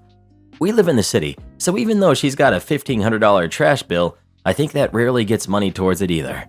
We struggle to keep up. Husband gets disability from the VA, and until recently, I was an hourly shift supervisor at a quick service restaurant. I got promoted and now run my own store. We are secretly saving up for a house, and husband is waiting for an increase from the BA, which will give us a large sum for a down payment. I've wanted to move out for ages because I'm so tired of the entitlement, but he's understandably worried about leaving because of her general lack of care for bills and basic needs. It's a whole huge involved thing. I just don't even put myself out there anymore. We live in a city that the growth has exploded and wages have not risen to meet that growth. We have been stuck, especially when everything we have goes to keeping up with our bills and ours. Soon though, prices are dropping in the housing market and our credit is getting better as I'm paying off my school loans. Your mother-in-law sounds like one selfish, manipulative old battle axe. My sympathies. Have you considered labeling certain items? For example, laying saran wrap lightly on top of that peach pie and a note on top of that reading, "Reserved for hubby alone." Or on a can of fruit cocktail, a sticky label reading, "Reserved for fruit salad on Thursday." This is definitely not a perfect solution, but it might help a little. OP. She does respond to labels when she wants to. I keep a Sharpie Velcro to the fridge and designated my own drawer in the fridge. It works about 70% of the time. We started this when she ate 10 of my Lunchables in about 3 days. Husband struggles to get enough calories in me. I love to eat, honestly, but the hours I keep and the stress at work if he doesn't physically see me eat something. Lunchable or an Easy Mac or bowl of soup, he thinks I don't eat. My coworkers are the same way. One of my managers the other day told me, "I've been working with you for 2 months and I don't think I've ever seen you actually eat." I do love to cook and eat, it's just not enjoyable or fun around mother-in-law. Sure, I'll keep my meals under $30 as per the policy. I'll make sure it's $30 every single time. I do a lot of fly-in, fly-out travel for my job. Usually I'm so busy with work while on site, or I am stationed somewhere with food options I don't want to waste my calories on, and I don't eat anything the whole day or just buy a coffee. Our employee expenses policy at work is $30 a day, which is mostly fine. But there are some high cost of living cities, and sometimes my meals go above that policy because there's not many options, especially if I want to eat healthy, which is important when you're constantly on the road. Plus, so many airports have completely shut down their food courts and haven't reopened them yet, so there's hardly any options but fast food. So I submit my expense one month, and I've gone $1.50 over the daily limit because I treated myself to a coffee that morning as well as a lunch because I was tired after the god-awful early flight I had to take. The company had recently changed their policy, and now a different set of people are approving expenses.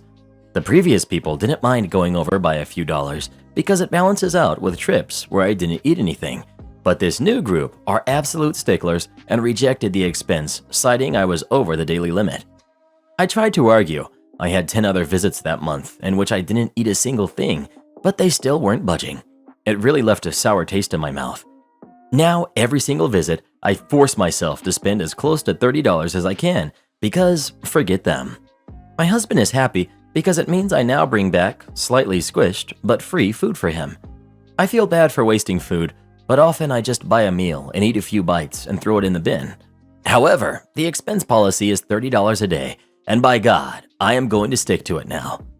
While in the past I might have billed $100 for the entire month because I didn't bother to eat, I am now billing twice or 3 times that. I also used to push myself to keep working all day, but now I religiously take my 30 minutes to go and buy some food, so that's 30 minutes less work they are getting from me too. Do this next. Tap here on your screen to come see our new podcast playlist, where you'll find thousands of hours of the best stories you've ever heard. Or tap the one on the right. That episode is specifically just for you, based on other videos you've enjoyed the most.